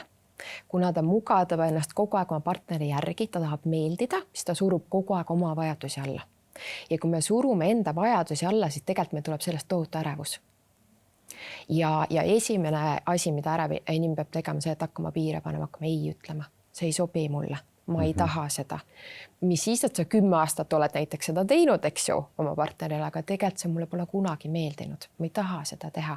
Et peab hakkama ennast väljendama. See on hästi oluline. Ma mõtlen selle peale ka, et mul ka selle nagu teekond läbi teinud ja võib-olla kellelgi on veel seda nagu oluline, et kuidas üldse enda vajadustest aru saada. Meil koolitustel on ka, me räägime emotsionaalsetest baasvajadustest läbi, mille me nagu rändame, mis on nagu paari suhtes hästi olulised ja nii edasi. Ja siis tihti on nagu mõne punkti juures, kui me seal peatume ja natuke nagu publikus küsime ja tahame inimestelt paremini aru saada, siis nagu nad ei saa aru, isegi nad pole mõelnud selle peale, mis see nagu olla võiks, ei tulegi, et kuidas ma enda vajadustest üldse paremini nagu aru saan, et mis siis see minu vajaduse piir nagu on, kus üldse aru saan, et mul nagu, ma ei tea, piirid paigast ära on. Ja, mis mina hästi soovitan on see, et hakata alguses üles kirjutama. Et ma ka oma klientide annan lausa ülesande, et iga päev hakata üles kirjutama, kas siis õhtul ja hommikul, nii kuidas sul mugavam on, päeva kokkuvõtte. Kui palju ma ütlesin ja, aga tahtsin öelda ei, esiteks. Siis märgata neid kohti, millele sa ütled jaa. Üldse hakata märkama neid kohti, sest enamasti, kui meil see harjumus on hästi tugev, ei pane üldse tähele, kui palju me päevas ütleme jaa, aga tegelikult tahtsime öelda ei. Ütlesime jaa, sest nii oli viisakam, ütlesime jaa, sest ma ei tea, keegi vaatas parasjagu, mis iganes. Aga tegelikult tahtsin öelda ei, et juba seda märgata. Ja sinna juurde kirjutada tunne, mis ma sellel hetkel tundsin. Sest et tegelikult, kui me ütleme ju jaa, aga tahtsime öelda ei, me ei tunne ennast hästi, meil ei jää tegelikult head tunnet sisse. Et see annab selle võimaluse, et sa hakkaks märkama, kuidas üldse, mis sa üldse päeva jooksul teed, eks ju, kuidas sa käitud, mis sa ütled sinna juurde, keda sa lased endale lähedale. Kas su sõbrad, kes on sinuga koos, kas nad annavad sulle energiat või nad võtavad su energiat? Kuidas sa seda tunned? Tuled ära sealt, kas ma olen tohutult väsinud või ma tunnen, et nii äge on ju, ma ei tea, ma läheksin metsa jalutama, et kas mul on see energia sees või ma tunnen nii, et tahaks kohe koju teki alla minna ja tõmbaks selle teki nüüd üle pea ja oleks seal 5 tundi. Et märgata, kuhu see energia kaob. Sellepärast, et kui meil ei ole piire, me energia voolab kohe välja. Ja see ongi see koht, et hakata üles kirjutama, kuidas ma täna ennast tundsin, mis olid tegevused, mis ma tegin, kas ma kaotasin energiat, sain sealt energialt ja hakata seda kogu aeg vaikselt jälgima. Kas ma ütlesin ei, kas ma ütlesin jaa. Et niimoodi ta käibki, et algusest tuleb seda väga teadlikult hakata üles kirjutama, sest muidu inimese aru, ta pane üldse tähele, kuidas ta käitub. Et kas on midagi veel, mida ärevale anda või lähme järgmise juurde? Et piiridest me rääkisime, eks ju, siis sinna juurde emotsioonide kontrollimine. Ärev peab kindlasti tegema tööd oma sisemise lapsega, kui mitte teraapias, siis teadlikult kas või ise endaga hakkama endale tekitama seda poolt, et vaatlema oma tundeid. Kas see tunne, mida ma praegu tunnen, esiteks, kas on tõene? Seda ju ikka seda analüüsiteks, et ma tunnen mingit näiteks ma tunnen praegu tunnet, et mu partner tahab mind kohe maha jätta. Järgmine mõte, kas on tõene? Okei, kas need mitte tunded, vaid pigem siin mõtted, et kas need mõtted, mis mulle tekivad, mis seda tunnet tekitavad, et kas see mõte on nagu tõene? Ja just selles mõttes, eks ju, see tunne minu sees, eks ju, praegu mingit tohutu ärevus on ju, siis see mõte on sealt, et äkki see on sellepärast, et partner tahab mind maha jätta. Kas on tõene? Kas ta on üldse seda kunagi öelnud, eks ju, kui see ei ole, järelikult see ju ei ole nii. Sinna juurde, kas see mõte on mulle kuidagi kasulik? Ise kui ma mõtlen midagi tohutult negatiivset sel hetkel, kas see kuidagi mind teenib praegu või kas see on mulle kasulik? Kui see ei ole, järelikult sõnastan selle ringi, eks ju. Et niimoodi vaikselt kogu aeg analüüsida endast, et on neid tundeid enda sees, sellepärast, et siin on ju ka üks oluline koht, et kui meil tekib mingi tunne meie kehas, siis me ju, kuidas me seda eristame, on oma mõttega. Noh, siia näiteks näide, et kui me tunneme näiteks hirmu või elevust, see tunne kehas on ju sarnane. Käed higistavad, eks ju, süda klopib, on ju, et sihuke tunned, kuidas adrenaliin tekib. Aga sellel hetkel, kui meil see kehas see tunne tekib, siis me saame ju teada, on ju, kui ma vaatan selja taga ja karu ajab mind taga, siis ilmselgelt see on hirm, on ju, sellepärast, et nagu tahaks ellu jääda. Aga kui mul on see tunne ja ma parasjagu lähen näiteks mingi ägedale peole, siis ma saan aru, et see on ju elevus, on ju. Et see on ka see pool, et kuidas me mõttega ju selgitame seda tunnet, mis me parasjagu tunneme. Ja äreval on kindlasti vaja hakata seda poolt endaga tegelema. Et ma tunnen mingit tunnet kehas, eks ju, kas see praegu on tõene, kas see kuidagi aitab meid praegu.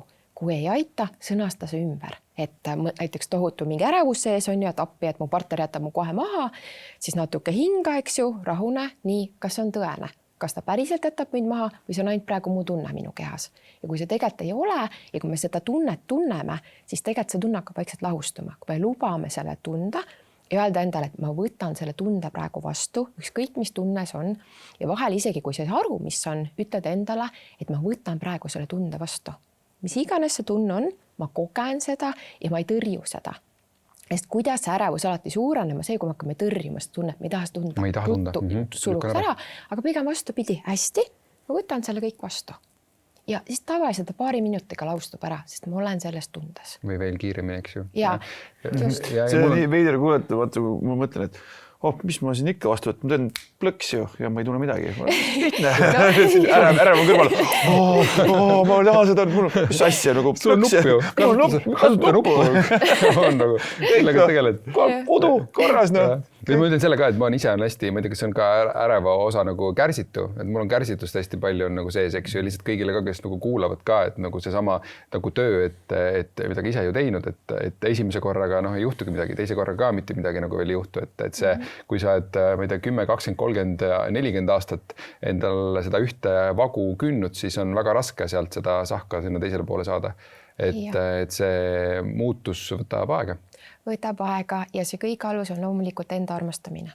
Sest mida rohkem sa ennast armastad ja väärtustad, seda enesekindlam sa ju oled. Seda paremini sa neid piire paika paned ja seda parem partner sa ka suhtes oled. Et see kõik on omavahel nagu selline kooskõlas ju pikk protsess, et kuidas ennast väärtustada, ennast armastada, sest äreval on ju kindlasti see, et ta tegelikult ei väärtusta ennast. Ta panebki oma selle heaolu kogu aeg välja poole, teiste peale. Teised las ütlevad, kas ma olen väärt, kas ma olen tore, et nii ta kahjuks on, aga kui saada see enesekindlus, aga see on ikkagi selline pikk protsess, et selles mõttes on mingid nipid, mida ise teha, aga ma arvan, et päris iseseisvalt on see üsna keeruline, et ikkagi tavaliselt mina soovitaks pigem vähemalt korragi käia siis kuskil terapeudi juures, kes natuke ikkagi aitaks. Ma siin kuulen, siis mõtlen, et mul tahaks küll Kristo partner olla, vaata, siis ta nagu teeb palju rohkem asju, ole edasi see ärev on ja siis sa teed ju minu jaoks igasuguseid värke ja siis nagu sa tahad mulle meeldida ja mul on jumala hea lasta selle pealt. Tahaks rämedat ära kasutada. Ma arvan, et need ärevaid kindlasti tihtilugu kasutatakse ära ka kindlasti. Loomulikult, sellepärast, et seal ongi ju see, et ära tahab kogu meeldida ja siis ta kogu aeg teeb liiga palju. Aga mis ongi see, et lõpuks ta on ise hästi õnnetu, sest ta teeb ju endal kogu haiget. Kogu aeg piirid sõidetakse üle nagu lihtsalt annan kogu aeg välja, et lihtsalt teistel meeldida. Kohe lähme saatega edasi, aga tahame öelda suur aitäh Ecoshile, kes aitab seda saadet teieni tuua, kes toodab toidulisandeid, vitamiine ja meil on ka sooduskood PAPSIT20, mis annab Ecoshi e-poes 20% soodustust, nii et saate oma tervist turgutada, eriti siin pimendamal ajal ja siin kevadvesimusega võistlemiseks eriti hea. Siin magneesiumit on kõigil vaja, mis sul siin käes on? Jaa, kuule, mehele kingituseks mehevägi, super asi ja ja liigese kompleks. Kristo andis mul sellepärast kätte, et ikka manust rõhutama. Aga kui sa juba seal Ecoshi e-poes surfad ja su brauser lahti on, siis kiika meie kodulehele ka papsit.ee, et oma lähisuhted ikka ägedamaks ja vingemaks viia, sest meil on seal terve hunnik ägedaid koolitusi ning ka kutsu külla rubriik. Ja nii, et kutsume külla, et tuleme sulle ettevõttesse kollektiivile ka mõnusat jutustama, kuidas lähisuhted paremaks viia või siis näiteks vaimset tervist hoida. Nii et kutsume külla ka. Aga nüüd läheme saatega edasi. Ja ma olen täiesti nõus, et see ma olen teraapia, mõlemad kirjutame 2 käega alla, et teraapia on nagu üliõige asi, mida nagu teha ja kuhu nagu minna. Enda puhul ma ütlen lihtsalt seda, et kui praegu sa kuulad, vaatad meid ja sa juba teadvustad ka, kus sa oled, see tegelikult päris suur juba samm, sellepärast et sul läheb nagu kõik järgmised korrad, kui sa nii-öelda seda käitumismustrit praktiseerid, eks ju, sa teed seda tegelikult juba meelega, sest sa natuke nagu tead, et see sul on, et nagu mul vähemalt küll, meil on teinud see teadvustamine ka juba nagu suure sammu ära. See ongi teraapia teeb seda veel mõnusamaks ja veel paremaks. Ma ei tea, kuidas sul, Kristo, oli, aga ma esimest korda Marjut kuulsin terviseprogressi selles podcastis ja siis minu märkamine käis algus läbi teiste. Ma pidin teist korda Marjut kuulama, et sa hakkad iseennast kõigepealt märkama, et algus nagu lihtsam on teistele nagu nii-öelda neid sümptomid panna või neid näpuga näidata ja vaadata, kuule, tema suhtes on niimoodi, vau, või jõudsid partneri juurde, siis vaatasid, oota, huvitav, kuidas mina siis partneriga käitun ja siis tegelikult jõuad selle teadvustamisega lõpuks enda juurde, sest enda peegeldust on esiteks keeruline märgata, eriti kui sa selle mustris sees oled. Ma ju nii ei teeks, aga siis kui nagu kuulad, täna mul ju väga hästi jooksis ees seepärast, et mul on juba nagu tuttavam teema. Ma isegi soovitaks seda, et kelle vähegi võimalik, meil on ikka kiirutatud, et kuulatakse podcasti meil kahekesi, pannakse koos peale, on mingi pikem autosõit või kodus pannakse koos peale, vaadatakse partneriga koos, siis sellest tänast episoodi kindlasti soovitaks ka kahekesi kuulata, et üksteist paremini selle ära tunda ja vastu peegeldada mitte tülli minna, aga näpuga näidata küll, et saada paremini aru, et ja partner saab paremini ka peegeldada, et kes sa parajasti nagu oled, et on päris hea. Mees on tõrjuv vältiva stiiliga, siis garanteeritud Pärnu sõit, et ühtegi sõna mehe suust ei tule. Järgmised nädal aega on vaikuse laager nagu. Ei nagu jälle, aga peame liikuma, kelle elu me elame, meil on ikkagi üks elu, et need suhted tahaksime ja nagu me ise ka räägime, et järjest paremaks viia ja järjest ägedamaks nagu teha. Ja see on nagu üks väga suur asi, mis me teha saame, kui me saame aru, et millise kiindumistiiliga me oleme ja seda hakata parandama ja turvalisemaks järjest viima. Äreva puhul midagi veel, mida välja tuua? Ja üks asi, mis on oluline selle piiride paika panemisel ja loomulikult kõikidel, eks ju, et mitte ainult äreva kiindumusstiili puhul on see, et kui me hakkame piire paika panema, siis me peame leppima ka selle kohaga, et me see ei meeldi enam inimestele. Ja see on enamasti hästi raske koht, eriti äreva puhul. Sest ta on tahtnud väga meeldida, aga kui me hakkame ütlema ei, siis me ju ei meeldi enam. Et see on nüüd see koht, millest tuleb ise, see on teadlik töö endaga läbi minna, et see on täiesti okei, kui me ei meeldi enam inimestele. See on okei, sest ma pean meeldima endale. Ainus asi, mis on oluline, see, et tegelikult me meeldiks endale. Kui me just ei kahjusta, eks ju, teiste inimestele, aga see on tihti inimeste väga raske. Kas on siis see ka, et selle protsessi käigus, me teame, et siin sõprusringkonnad asjad muutunud ja nii edasi, et kas selle protsessi käigus võib olla siis ikkagi tõenäosus ka, et minnakse lahku? Kui seda protsessi hakatakse tegema sealt äreva ja tõrjuva poolt sinna teekond alustama sinna turvalise poole ja siis saadakse aru, et kuule, et ei olegi see. Ja loomulikult ikka on, et tegelikult kui me hakkame endaga tööle, ükskõik kui me läheme mõnda kooli õppima, midagi siis ütleme sellist, mis on keskendunud just sellele, et kuidas meie eneseareng toimub, siis me on alati oht see, et me võime partnerist lahku minna, eriti kui partner selle kaasa ei tule. Kui partner ei soovi absoluutselt mitte mingit muutust ja tema tahab jätkata täpselt nii, nagu kogu aeg on olnud, aga üks partneritest hakkab endaga tööd tegema, siis seal see oht on päris suur. No üks ikkagi ka meie suhte ju alustalasid ja vajadusi on kasv, eks ju, ja kui tegelikult kasv ei ole, kui kummalgi see kasv pole oluline, see veel toimib, eks ju, kui ühel on kasv oluline, teisel ei ole, siis on nagu see paratamatu ju, et see lõpeb seal. Aga ma arvan ka, et see kasv on väga oluline, et suhetes oleks olemas. Okei, mis siis tõrjuv vältija saaks siis endaga nagu teha ja selles suhtes teha, kus ta suure tõenusega ärevaga koos on? Tõrjuvältija puhul on nüüd see, et tema peab seda mittepiisavuse haava tervendama. Ehk siis tema peab hakkama enda enesekindlusega väga tugevat tööd tegema. Seda, et hakata aru saama, et see, et ma tunnen, et ma ei ole piisav, on reaalselt ju minu tunne minu sees ja partner tõenäoliselt võib-olla üldse pole seda öelnudki, pole isegi kuidagi vihjanud sellele, aga see on tema trauma. See käivitub ju tema sees, sest lapsena tõenäoliselt oli mingi selline olukord, kus ta näiteks tegi midagi, ma ei tea, laduski seal puid, eks ju, ja siis tuli ema või isa, ütles, et kulla, et uskumatu on ju, et nii halvasti tehtud ja nii edasi on ju. Et see pidev kriitika tema suunas, kus ta siis tundiski, et ma ei ole piisav, ma ei tee seda asja piisavalt. Et see on üks pool ja teine pool on see, et ta peab õppima selle ära, et hakata tundeid tundma. Sellepärast, et see protsess, mis ta on harjunud tegema, mis on teda selle hetkeni võib-olla teeninud, eks ju, sest lapsena ta tänu sellele ei ju ellu, et ta surus need tunded alla, siis täiskasvanu see enam teda ei teeni. Ja nüüd ta peab sellest kapsist hakkama välja tulema, sest tõrjul vältjal on hästi tugevalt siuke suur kapsel ümber, betoon, eks ju, või kapsel seal ümber, et keegi mulle liiga ei teeks, eks ju, olen seal peidus, teen seal oma asja, et sealt kapsist hakkama välja tulema.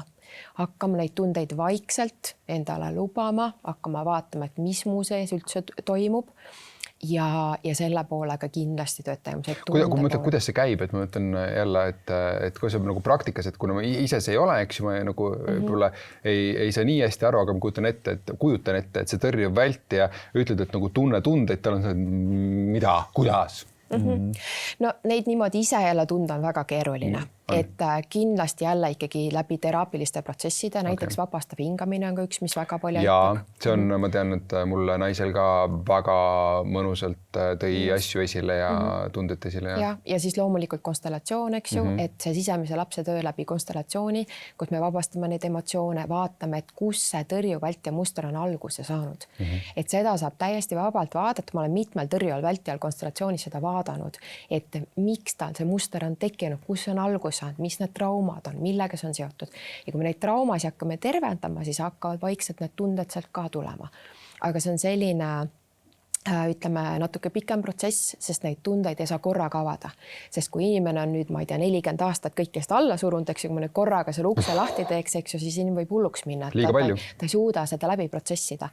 Et see on ikkagi järk-järguline protsess, kus me vaikselt seda avame, vaikselt tekib see ühendus nende tunnetega, inimene hakkab aru saama, et ahah, mul on ka tunded, eks ju, ma päriselt ka tunnen midagi ja see on siuke töö, mida siis järjepidevalt natuke nendega teha. Päris rets küll, sa oled 4-meetrise betoon sinna taga punkris elanud ja siis järsku sa oled nagu kasvhoonega hirmus. Aga kas see tõrjuv, ma mõtlen see enesekindlusega just tekkis siukene küsimus, et kas see tõrjuv ja vältija võib selle järgi ära tunda, et ta nagu kritiseerib palju enda ümber inimesi ja halvustab, et kas see võib tema kaitsereaktsioon olla, kuna tema enesehinnang on nagu nii-öelda madal, et siis ta nagu tunneb läbi selle ennast paremini, kui selle asemel nagu nii-öelda tunnustada, ta ütleb, et no kuule, võiksid paremini proovida või mis asja sa tegelikult ei saanud selle asjaga hakkama või?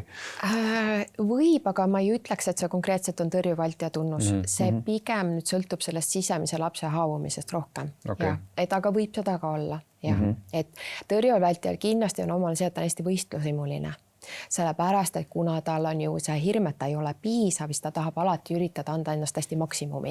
Et tõrjuvad vältijad väga tihti on tippjuhid, tippsportlased, mingites organisatsioonides esikohal, et see väline fassaad on nende jaoks tihti hästi tähtis, sellepärast, et sellega nad kompenseerivad seda ebakindlust sees. Et seda on palju. Nii et ei pruugi nii-öelda väljaspoolt, ei pruugi seda üldse välja paista, sellepärast, et ta on nagu, ma ei tea, ongi päike, igale poole särab, eks ju, aga tegelikult sees on hoopis teine. Hästi tihti ma olen märganud, et kui mul endal on vestlus olnud erinevate, kuna ma olen spordiga tegelenud, et siis on nagu nii-öelda jõuad see vestlusega sinnamaani, siis näed seda, et kui nad alateadlikult need, kes panevad nina verist väljas, et otsivad siis alateadlikult taga ikkagi see väike poiss otsib seda isa tunnustust taga. Paps, märka mind, palun, please. Ja siis ta otsib seda erinevate tegevustega, et kus ma siis saan olla edukas või panen kõigega üle veits. Loomulikult nii see ongi ja sinna juurde, et näiteks nüüd keegi mõtleb, et jälle siin, et need erinevused või sarnasused, kui ei saa aru, et siis ärev inimene, tema puhul on siis selliselt, et tema on hästi ebapiisav ja tema näitab seda välja. Ärev inimene julgeb kõigile öelda, et ma olengi rumal, ma ei saagi hakkama, eks ju, sellega isegi natuke sükest kaastunnet teistelt nagu ootab. Tõrjuvältja seda ei tee, tema varjab seda nagu nii palju, kui ta vähegi suudab, et ta ei julge tunnistada seda, et ta päriselt kardab või et ta äkki ei ole piisav. Väljaspoole ta seda ei näita. Tema elab seda enda sees kõik läbi, aga tegelikult tõrjuvad vältijad tihti on hästi ebakindlad inimesed. Kuigi jah, võib-olla ta on mingi tohutult, eks ju, selline silmapaistev isiksus on ju, käib igal pool esinemas, kõik arvavad, et nagu et ta on väga enesekindel, aga sees tegelikult on tohutult ebakindel. Ja see võib isegi lõhkuda rohkem ju, sest nagu dissonants või see erinevus on nagu päris suur nende kahe pooluse vahel, mis on sees ja mis on väljas ja siis tegelikult võib isegi endale rohkem haiget teha ja nagu ennast nagu lõhkuda. Ja minu kogemus terapeudina töötada, siis mina peaks kahjuks ütlema, et tõrjuvatel vältijatel minu arvates on kõige raskem.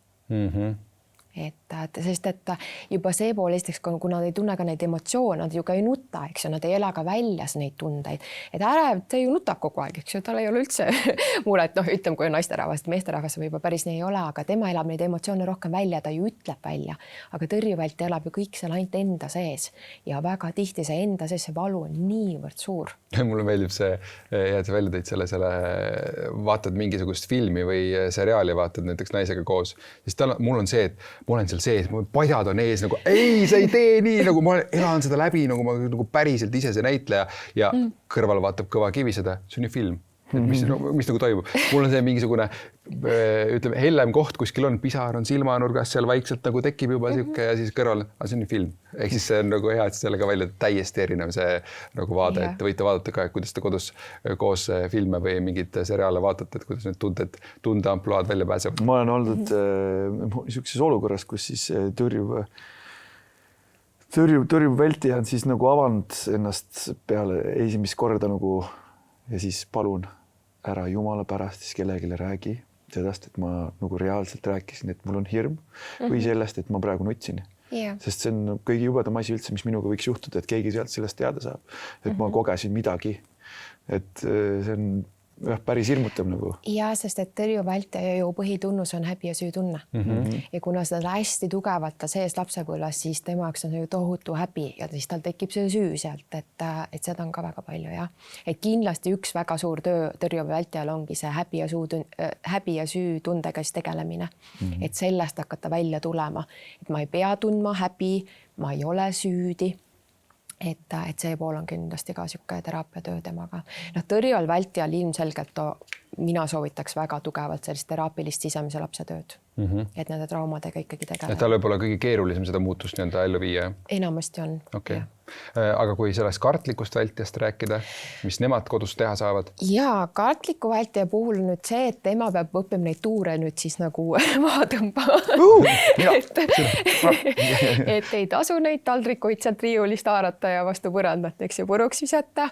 Et just seda poolt, et ennast ka reguleerima. Nii nagu äravalgi, eks ju, kartliku vältija eriti, sest tema kipub ikkagi väga halvasti ütlema, et tema võib ikkagi sealt üht kui teist, eks ju, ja igasuguseid koledaid sõnu oma partnerile ka öelda, et kartliku vältijal hästi lihtne nipp tegelikult, kui inimene vähegi suudab, mida alati ei pruugi, eks ju, kui me lähme sinna võitle või põgene, siis tavaliselt ei suuda. Kui inimene vähegi suudab, kas või eemaldu. Kui sa tunned, et see emotsioon läheb nii üle pea, et ma nüüd tahaks kohe öelda kõike väga-väga koledat, stopp, mine kas või teist tuppa. Mine hinga 10 korda sisse välja, eks ju, tule tagasi, et ära käitu selle emotsiooni pealt. Et seda peab kartlik vältija nagu väga tugevalt õppima, et ei saa kohe reageerida, sest see kohe reageerimine enamasti on väga kole. See on igasse suhtesse, ma nagu soovitan seda, oleme nagu toonud seda ka siin podcastis, kuskil oleme vist varem maininud, me mäletan, mis episoodis, et see pausil panek on üks väärt oskus, et kui te suudate nagu tülide all ka panna nagu pausile, kui apnik on ajust otsas ja hakkate nagu krehtisemaid sõnu üksteisele ütlema, pange pausi peale ja jumal okei, on oluline, et te pausil pärast selle nuppu uuesti nagu vajutate ja maha võtate, et see on see kõige olulisem, et see ei jää nagu sinna vaiba alla ja ei kogune mingil muul hetkel ei tule seal nagu välja, vaid oskate selle pärast jätkata, aga lihtsalt vahepeal saate nagu väikseid hingamisharjutusi, kas teete väikse jalutuskäigu, teete väike metsatiiru, käite teises toas hingamas nagu ja teil on oluliselt mõnusam jälle kokku tulla ja seda teemat nagu lahetada, et ärge kartke pausile panna, aga jah, et oluline, et võtke pausilt ka nupp ära. No kui sa oled ikkagi ärev, siis sa kardad pausile panna. Ei no muidugi. Kui mul kohe ära ei lahenda, siis on nagu ilmselge, et see on üks asi, mis siin kohe selle asja selgeks. Nii. See on üks asi, mida me oleme õppinud. Kas sa saad aru, et emme on praegu väga-väga rahulik, kas ta lapsed näete kui rahulik emme on, ma lahendan selle probleemi koos isaga praegu siin ära. Et mulle endale nagu jumala hea seda kuulata, et kui ma jõudsin ka sellesse punkti, kui ma sain aru, et oota, mõnedes olukordades täna on nagu lahe nagu naisega nagu tagasi vaadata seda asja või siis ka mõnda olukorda, kui isegi tuleb nagu nii-öelda tüli või mingi konflikt tuleb esile, siis on nagu pull pärast nagu registreeruda ja siis natukene jälgida seda, et kui vana sa olid praegu selles olukorras? Siis ma olin, näed, haavunud 6-aastane Illimar praegu möllas, on ju. Sa olid 4-aastane või? Sul oli see trauma nagu nii-öelda tuli üles. Sa tead jälle, mis nagu üles kirjutada, millega teraapiasse siis minna vaatama, et miks need kohad on meil nagu nii-öelda esile tulevad. Aga mulle aitas hästi just enese jälgimise peale oli ka sama asi, see kaardistamine, nagu sa soovitasid, vaata äreva puhul, on ju, et millal need piirid siis ületatakse. Aga mul oli see, et millal ma tundsin, et mul nüüd ventikasse sõidab, millal ma nüüd kogen seda, et ma raevun. Mingisugused väga lambi olukorrad. Oota, lapsed, te ei ole nõus praegu sööma oma ema tehtud sööki. Minu jaoks ülieluohtlik olukord, sest ma ju jäin ellu tänu sellele, et ma lapsena sõin taldriku tühjaks. Ja ma reageerisin selle olukorra täiesti üle, et ilma, et siis ma teadsin, et kui ma hakkasin nagu nii-öelda kaardistama, need on need kohad, ma tunnen, et minu kehas tekkis reaktsioon, ma eemaldun sellest olukorrast, lähen teise tuppa, hingan või lasen siis, annan naisele nii-öelda patsu, palun võtta üle, et seda olukorda mina praegu ära ei händalda, minu närvisüsteemi ei pea sellele vastu, sest ma tunnen, et mingi trauma nüüd tuli esile, on ju. Ja siis, kui ma hakkasin seda rääkima, hakkasin teadlikult jälgima enda keha nagu olukordasid ja tulin tagasi ja avastasin, et lapsed on elus. Naine on elus ja kõik on elus. Vau, ja ma olen ka elus ja keegi polegi surnud, keegi polegi nälja surnud ja miljonid Aafrika lapsed pole praegu nälja surnud, kes mu lapsepõles, keda ma muidugi päässin. See ei olnud eluohtlik olukord ja ma sain sellest läbi ja järgmine kord, kui ma sellest läbi sain, siis ma avastasin, et need traumad enam mind niimoodi ei kanna. Et ma suudan selles olukorras enese valitsust hoida ja minu täiskasvanud mina nagu saab öelda enda sisemisele lapsele, et kõik on all good. Võtta rahulikult. Me jäime ellu praegu, et all good, et laps teeb praegu, istume korra maha ja arutame läbi, et miks nad peavad üldse sööma ja mis siin nagu nii-öelda toimub. Ja see toimub palju paremini. Samamoodi nagu paari suhtes need konfliktid, et kui see kaardistamine seal nagu läbi tehtud on, mis on jälle loll töö, sest ta kestab nii kaua. Ja loomulikult selles mõttes see märkamine on hästi oluline ja ka üles kirjutamine, kui see inimest aitab ja kui see on sel hetkel vajalik. Aga enamasti, kui inimene ei ole endaga tegelenud, siis ta tavaliselt sinnani ei jõua. Et see märkamine ja teadvustamine, üles kirjutamine tuleb ju ikkagi enamasti siis, kui me natuke endaga juba tegelenud, kui me juba suudame ennast sealt sellest võitle, põgene või tardu seisundist natuke hakata eemaldama, vaatama seda asja kõrvalt ja siis seda analüüsida, et siis on juba väga hea. Aga esimest etapis me tihti seda ei suuda. Et esimest etapis tõesti ongi kas või see, et kas või mine teist tuppa, et kui sa mitte midagi muud ei suuda ja vahel ei suuda seda ka. Et vahel on ju see, et võib-olla nagu teaks, et võiks ju ära minna, aga ikka siis tulistad, eks ju, ka kõik, mis sealt veel öelda on ju. Ja siis ütled 10 korda rohkem, kui peaks.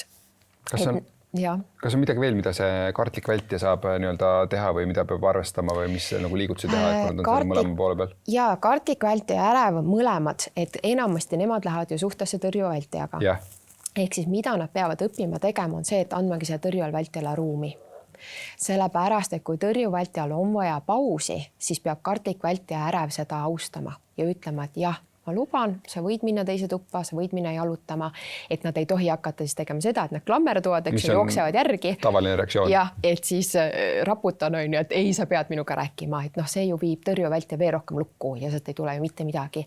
Eks nemad peavad õppimagi seda, et kuidas rahumeelselt võtta vastu see koht, et nüüd ongi stopp, et hea küll, me võtame korraks selle aja maha ja hiljem räägime uuesti. Ja see hiljem rääkimine, see peab olema mõistliku aja jooksul ja maksimaalselt hiljemalt 24 tunni jooksul. Üle selle ei tohi, sest see on juba selline düsfunktsionaalne. Ehk siis see pausi koht, mis me enne rääkisime, ei tohi minna pikemaks kui 24 tundi. Jaa, ei tohiks jah. Kui täna on tüli, tead, et praegu täna õhtul on ta lahendada pole aega, siis hiljemalt homme õhtul peale tööpäeva lõppu panete selle aja, kus te sellega tegelete. Just, ja, et sest muidu lihtsalt hakkab see vaiba alla lükkamine, eks ju, et siis see läheb juba meelest ära, elu tuleb peale, lapsed ja et see ei ole hea, et see tüli tuleb ikkagi ära lahendada. Ja kartliku vältijal on siis nii nagu ärevalgi, et see emotsioonide kontrollimine, et seda peab ikkagi hästi palju treenima, et ei saa ennast partneri peal nii-öelda tühjaks oksendada, et tuleb ikkagi stopp, et see, mis ma praegu ütlen, et kas hea nipp on seal juures see, kui ma ütlen selle lause, ütle see kõigepealt enda peas endale ja vaata, kas sulle see sobib. Et kas sulle meeldiks, kui keegi sulle ütleb. Et ja kui sulle juba endale ei meeldiks, ilmselgelt su partnerile ka see ei sobi, et see on selline hea treenimise koht. Et need on sellised asjad, et siis ärev ja kartlik vältija pead ennast rohkem õppima tagasi hoidma ja tõrjuv vältija vastupidi ennast väljendama. Sest et see tasakaal on ju paigast ära, et üks väljendab ennast liiga palju ja teine siis tõenäoliselt enamasti ei väljenda. Et need on need pooled, mis tuleb õppida.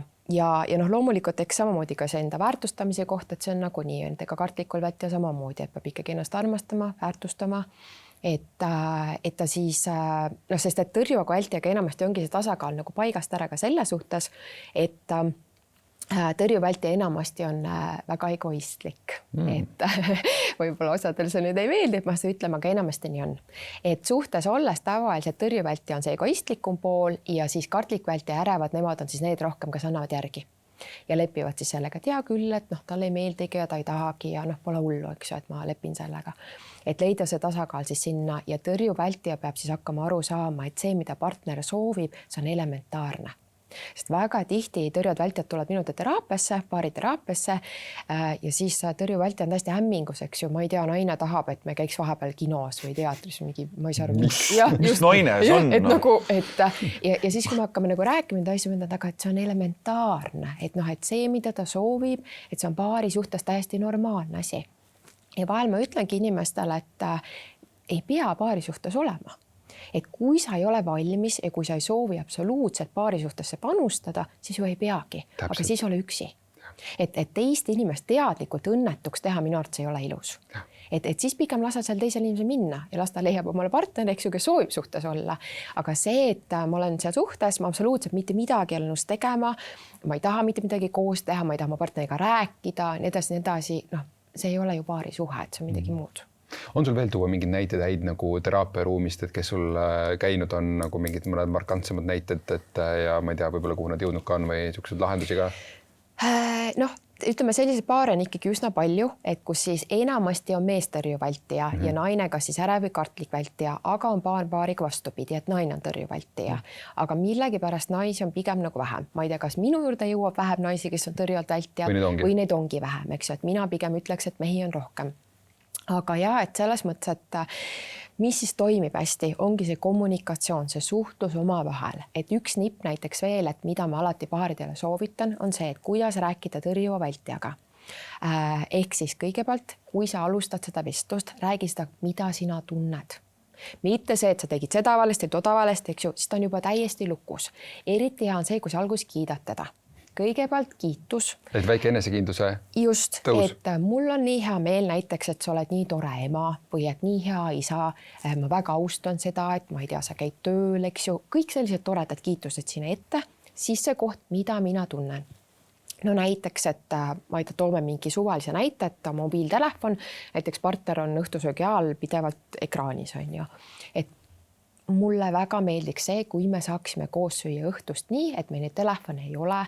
Kui sul ei ole seda telefoni, ma tunnen ennast väga hästi, eks ju, ma tunnen, et sa pöörad mulle tähelepanu läbi tunnete. See on hästi oluline pool ja alati sinna juurde lõpus see ja just see pool mitte, et mis mulle ei meeldi, vaid mis mulle meeldiks. Sest kui me ütleme tõrjuvale vältel, mis mulle ei meeldi, tema on juba lukus. Tema tunneb, et ta ei ole piisav, ta tegi midagi halvasti. Aga just, et kuidas mulle meeldiks. Ja sinna juurde, mis on hästi tähtis koht, on see, et lõpus küsida, et kas see sulle sobib. See on väga oluline võtmekoht, sest tõrjuvale vältijale talle meeldi kontroll. Tema jaoks täiesti kõige hirmsam asi, keegi tahab teda kontrollida, sellepärast tahab kogu aeg üksi olla, eks ju. Ehk siis väga hästi sobib see pool, et küsi, kas see sulle sobib. Mis sina sellest arvad, sest siis ta tunneb seda, et mulle anti valik. Mina võin arvata, ma võin öelda, kas see mulle sobib või ei sobi. Kuigi tegelikult see on nagu näiline, eks ju, et selles mõttes, et soov on ju see, et talle see sobiks, aga küsida, kas see sulle sobib, mis sa sellest arvad. Ja kui ta saab väljendada seda, et mis tema sellest arvab, ta tekib kohe see koht, et mind tahate kontrollida, minu käest küsitakse minu arvamust. See on oluline koht seal juures. Et see on juba üks pool, kuidas üldse hakata rääkida oma vahel. Ja enamasti, kui need paarid tulevad teraapiasse, siis ma hakkangi rääkima neile sellest poolest, et kui tal see konflikt tekib, te lähete ju traumasse. See on tema trauma. Ja kui inimesed saavad juba aru, et ta ei tee seda pahatahtlikult, see on tema trauma parasjagu hetkel, eks ju. Siis ta ütleb, et okei, ma mõistan nüüd palju paremini. Ja mul on olnud selliseid kusjuures paariteraapia, kus piisab ühest korrast. Et ma olen ühe korra teinud neile selgeks, et meie traumad käivituvad, räägin neile täpselt ära, eks ju, mis need dünaamikad on, kuidas see ei juhtu. Ja nad ütlevad, et paari suhe täielikult muutus. Sest nüüd iga kord, kui need konflikt tekib, te vaatab partneri otsas, sul on praegu trauma. Et ma saan aru, et sa ei tahtnud üldse mulle halvasti öelda, vaid see on trauma käivitus. Ja see aitab ka tihti juba väga palju. et selles mõttes häid positiivseid näiteid on väga palju, et kui ikkagi nad hakkavad omavahel tööle ja mõlemad tahavad endaga tööd teha, siis sellisel juhul tegelikult kõik need suhted on õnnestunud, et väga hea nagu tagasiside ikkagi tuleb klientidelt. Ei, ongi see teadlikkus juba nii palju nagu loeb ja kõigile ka, me samamoodi siin oleme, ma arvan, mõnusad ekstreemumid olnud selles kiindumisstiilis, et saab paremaks. Saab paremaks. Nagu ütlesidki, Marju, et tuleb endaga tööd teha, et selles mõttes ma jõudsin enda teadlikkusega tõepoolest sinna, et kus ma olin nagu ikkagi käinud vähemalt läbi 3 teraapiaseanssi ja siis 2 konsultatsiooni ja siis oli okei, kuule, siin on midagi, et see sisemise lapsega hakkasin üldse sõbraks saama ja hakkasime temaga jutustamas käima, liitsin neid kohtusid ja rännakuid ja asju kõik hakkasin iseendaga tegema. Aga Marju, kas sul on kunagi olnud mõni klient, kes on sulle juurde tulnud öelnud, et kuule, nüüd on tehtud, nüüd ma jõudsin turvalisse tsooni? Ei ole, sellepärast, et ma olen ju ise teinud üle 60 konstellatsiooni endale ja 10 aastat ikkagi väga tugevat teraapilist tööd endaga teinud ja ma ei saa öelda ise, et ma oleks täielikult turvalises. Ma arvan, see on väga pikk protsess, et ma arvan, neid inimesi, kes on nüüd liiguvad järjest rohkem selle turvalise poole, on kindlasti palju, aga vahel me ikkagi kukume ju tagasi sinna enda kiindumusstiilis, sealhulgas ka mina. Et kui mul ikka mingi trauma tohutult tugevalt käivitub vahel, siis ma näen väga hästi, ma küll näen seda, ma saan kohe aru sellest, et ma lähen sinna traumasse, aga ma ikkagi. No see jääb sinuga, et seal ma arvan, see 80-20 reegel kehtib selles osas ka, et su suhe on lihtsalt nagu sellest muudatusest, sellest teadlikkust lihtsalt nii palju parem ja see ei tähenda, et sa aeg-ajalt ei tule neid ette, neid konflikte, neid tülisid, eks ju, aga see on nagu tohutu muutus, mis sa tegelikult lood sinna suhtesse juba selle teadlikkusega juurde. Selle teadlikkusega, jah, tõesti. Ja kas on mingisugused nagu need punased lippe ka, et nagu sa ütlesidki ennem siin, et 24 tundi on nagu see, kus nagu võiks nagu pausi nupu pealt ära võtta ja tegelikult reaalselt selle asja nagu läbi rääkida ja kui nüüd partner ikkagi ei ole nõus sellega. Kas see on siis juba nagu punane nupp või lipukene või mis need on nagu nii-öelda, et ma saan aru, et see asi on nagu teed end. Ma võib-olla näiteks tooks siukse hea võrdluse, sest hästi tihti aetakse sassi nartsissisti ja tõrjut vältjat. Et võib-olla selle võrdluse siis selgitan sinna juurde ka, eks ju, et kuidas esiteks aru saada, sest võib-olla nüüd mõni inimene, kes vaatab seda saadet, tal tekib nagu küsimus, et ta ei saa aru, kas ta partner on tõrjuvältja või äkki hoopis ta on nartsissist, eks ju, et on kuulnud sellisest vähemalt väljendist nagu nartsissist. Ja ehk siis seal, mis need on olulised kohad, on see, et tõrjuvältja tema räägib hästi vähe. Nartsissist on see, kes räägib hästi palju. Nii, sinna juurde. Nartsissist ei palu kunagi vabandust. Tõrjuvältja on see, kes tal on raske vabandust paluda, aga ta ikkagi teeb seda, kui väga vaja on. Sinna juurde selline tähelepanu vajadus tohutu esinemine, mis on nartsissisti puhul hästi tähtis, eks ju. Tõrjuvältja seda ei ole. Tema tahab pigem peidus olla, tema ei ole selline esineja tüüp. Et need on sellised hästi olulised tundemärgid, kuidas siis aru saada, eks, et kas ma olen paaris nartsissistliku inimesega või hoopis tõrjuvältiga. Sest kui inimene paaris nartsissistliku inimesega, siis mina ei soovita sellise inimesega koos olla. Sest mina oma teraapia käigus ei ole veel kordagi näinud, et see inimene sooviks muutust. Ja kui partner on ikkagi reaalselt pahatahtlik, sest nartsissist on manipuleeriv, ta on päriselt pahatahtlik. Kui sa oled paaris sellise inimesega, kes reaalselt tahab sulle halba, süsteemselt tahab sulle halba, ta muudab sinu reaalsust, teeb gaslightingut kogu aeg, siis ma ei soovita sellise juhus olla sellise inimesega koos. Teraapiad ei aita, sellepärast, et see inimene teeb seda kogu aeg edasi, sest ta ei võta vastu seda kohta, ta ei võta vastutust ja ta ei soovi muutuda. Ehk siis see on kindlasti kindel ei, et see on see punane lipp, et siis ei ole mõistlik. Kõikidel muudel juhtudel see on mõistlik. Kui inimene tahab, kui ta on ise valmis, ta tahab panustada suhtesse, alati tasub. Väga lahe. Sul on, ma tean, et sul on, et selle kiindumisstiilidega üks võimalus, kuidas sa edasi tegeleda, on eks ju teraapiasse sinu juurde tulla, aga sul on eraldi kursus ka nagu loodud, et saada nagu paremaks. Räägi sellest ka. Ja minu kodulehel teraapiapesa.ee on siis online kursus ja seal on siis väga pikalt kiindumusstiilidest räägitud, see on ligi 9 tundi kestab. See on siis 3-päevane moodul, mis ma lasin üles filmida ja need on 1,5 tunniste videolõikude kaupa, et inimene saab ise siis vaadata endal sobival ajal.